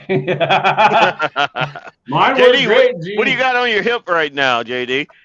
Ruger, man. I got. That son of a bitch will shoot lights out too. I don't doubt it. I'm just giving 9mm, 115 grain Remington jacketed hollow points. I'm telling you, you want a knife, get an SOG seal pup. Those things are awesome. Dead Wolf says cold steel, true flight. I watched the man's videos. I didn't see nothing not stick, so I'm gonna go with that. Cold steel does really good. Cold steel has a great way of making they're hardening their knives, and they last a lot longer than like the ones that you find at a sporting goods store. Definitely go cold steel. They're pretty darn nice. So I can get, where do you get those at? Right off the website. Okay. So just skip over Eric's Eric comment says there. throwing knives, question mark. Just get that 300 black. It's as fast as a throwing knife. Yeah, I said you did the opposite of what I suggested there. So, yeah. Man, Leon, you're getting blasted with that 300. I mean, and I do know. I don't understand. Is very popular. I don't understand. Dead Wolf says Ruger revolvers in hand are world class. Uh-oh, Gene. Uh-oh. Seriously, dude, we got to set up this 300 blackout challenge. We have got to do that. Axe has the freaking he has the gel. I'll say the 300 will get more penetration, but as far as wound cavity going in and wrecking shit, neeks. Man, I will never be so happy to prove someone wrong in my life. I'm in. I can't wait. It's done. It's done. East versus West. North you versus get the pride South. flag from Fargo, and I'll get the North Dakota flag from the. I'm kidding. Yeah. I'm saying anything south of the Mason-Dixon is right 99.9% of the time, and that's where I was born and raised. So I'm just saying. All right, I'm take your word for it. I've never been. I like how quick you digress there, homie. Florida, that's where I went. I landed in Memphis. I think Memphis is an actual shithole, but Florida was great. So, okay, that's just all I got. Leon, you got anything here? You've been pretty quiet. Oh, but Leon, just if I can interject Absolutely, here, Scott. you can change Jamie's mind. Because he was a 308 guy, died hard 308 until he saw what my 6.5 did on an antelope at 500 yards. And then it kind of changed his tune a little bit. He was like, okay, now I can see that. Yep. And then when I went antelope hunting at Scott's, first antelope I took down with the state tag, it was with 6.5 Creed. Scott got me out, and as promised, within an hour. Hanging in my garage right now. 45 minutes. I was going to build a 308, but you're saying scrap that to do the Creed more. I'm not saying. I say build both of them and have fun with both. Leon, here's what I would say. The main difference that I noticed between 308s and 6, obviously past 500 yards, the Creed's going to beat it in ballistics.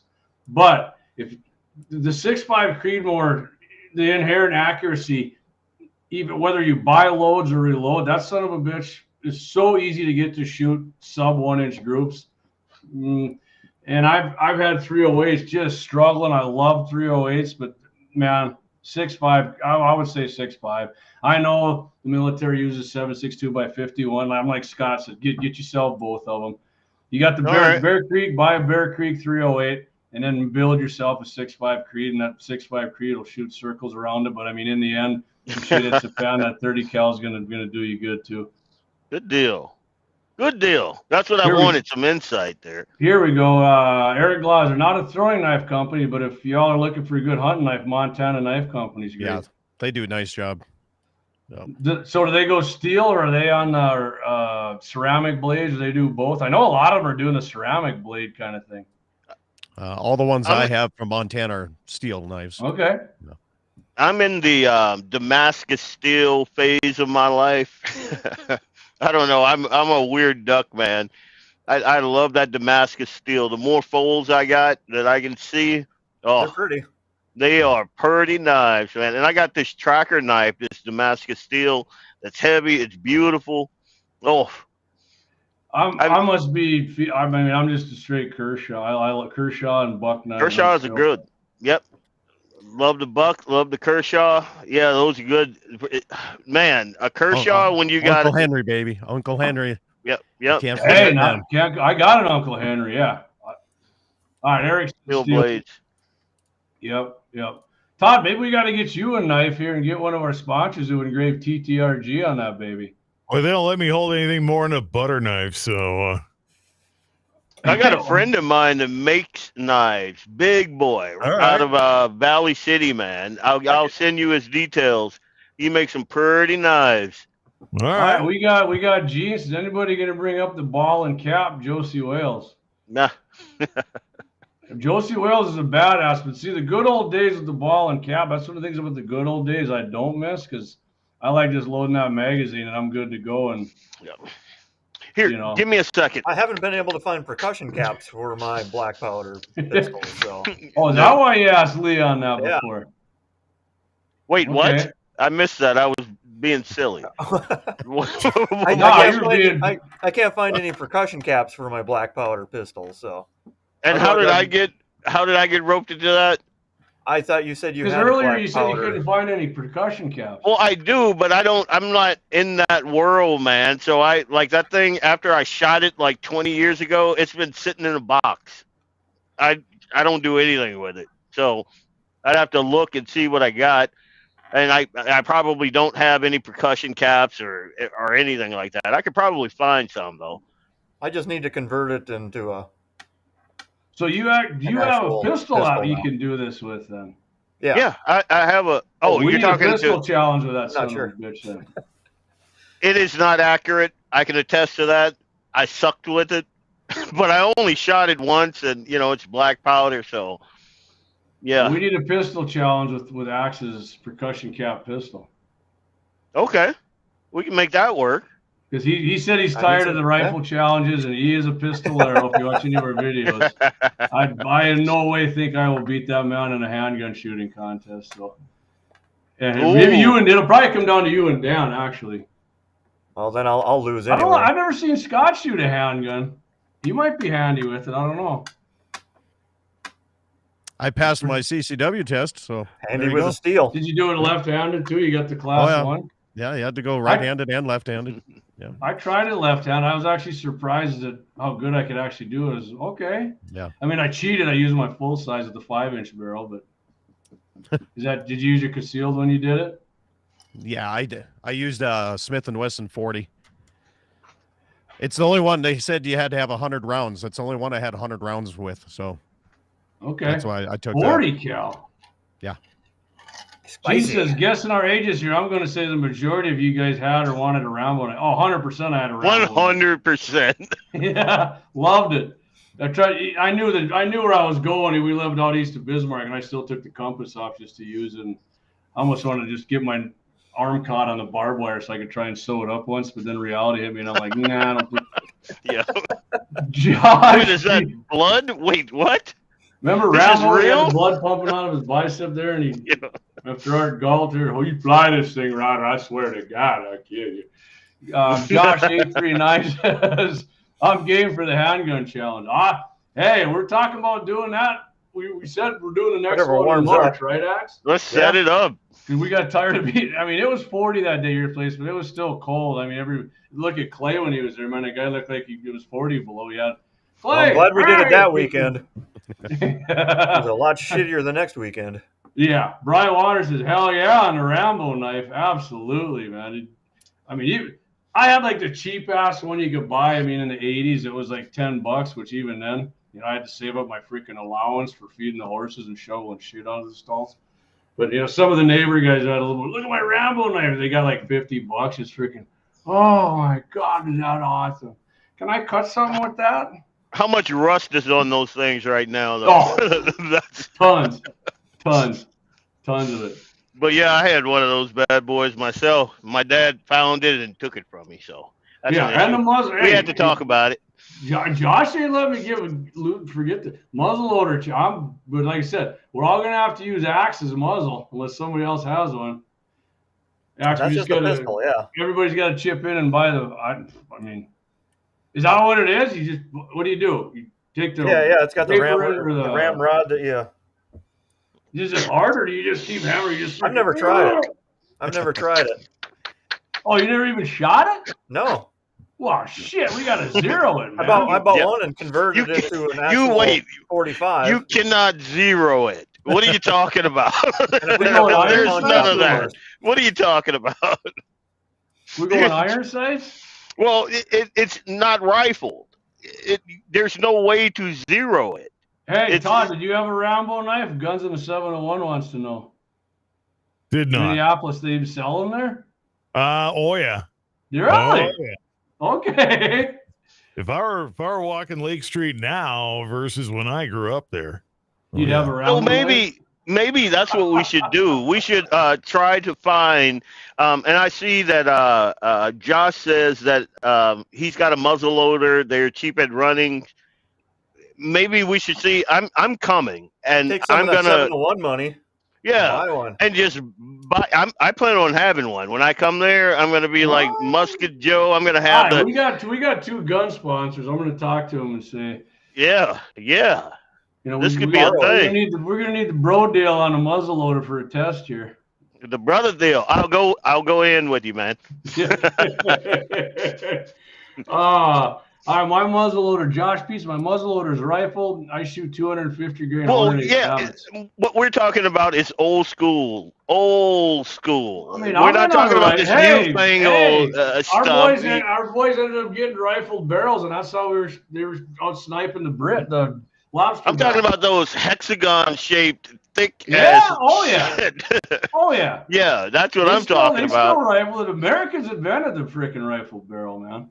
Well, I'm not knocking American ingenuity. I'm just saying, at first it sucked. Like you. Oh, for sure. I don't want no smooth bore. Yeah, and that's what we were using at one time.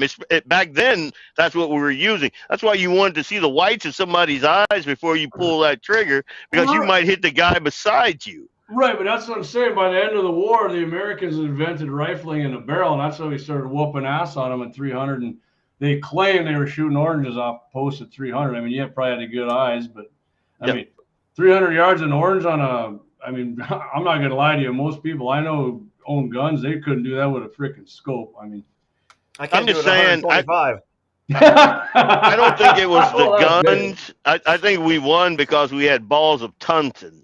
That's why I think we won. Oh, there's no doubt about that. Yeah. You got this crazy guy named George Washington that was like, you know what? I think I can cross this fucking river in the middle of the winter. Well, we stop standing in line and get fucking shot. Dude, let's get in the boat. And everybody followed this dude. They're like, this ginger is saying, let's go up the river right now. Oh, hell yeah. Let's go. That's what won the war right there. Christmas?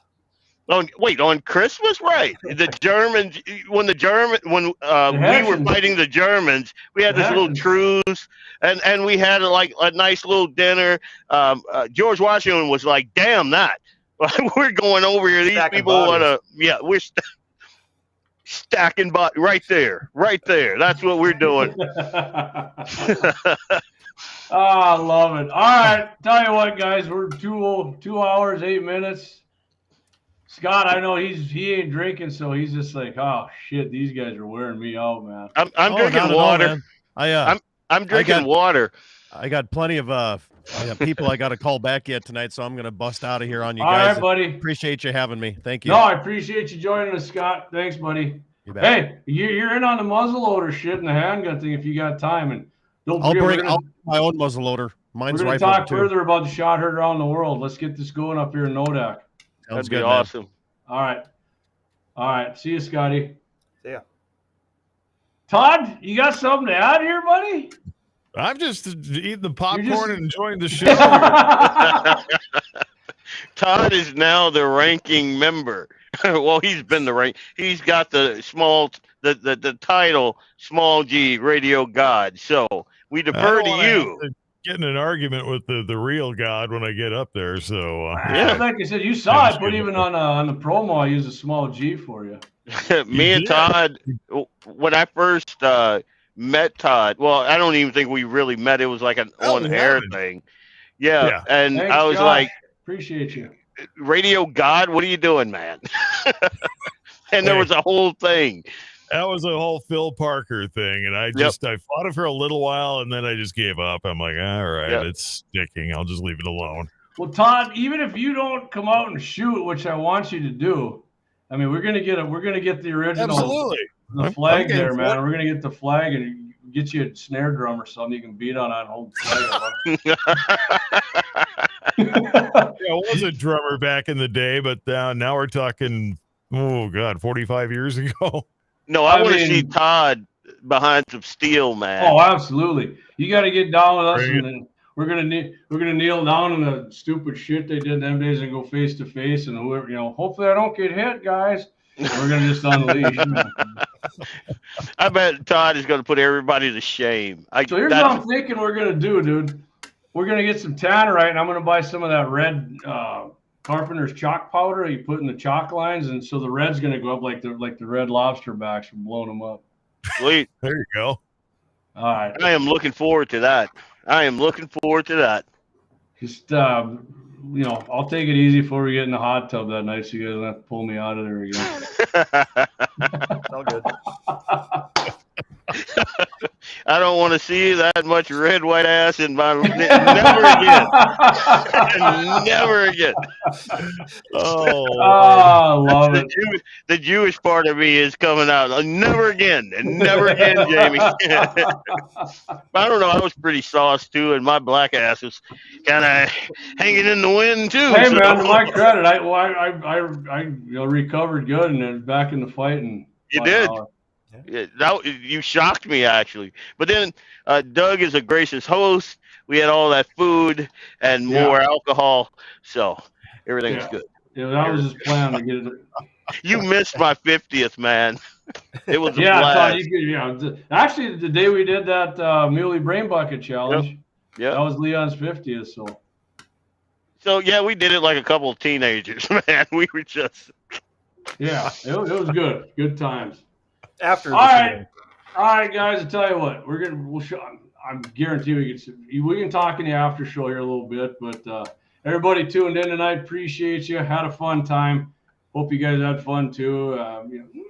We did. Hey, thanks for the invite.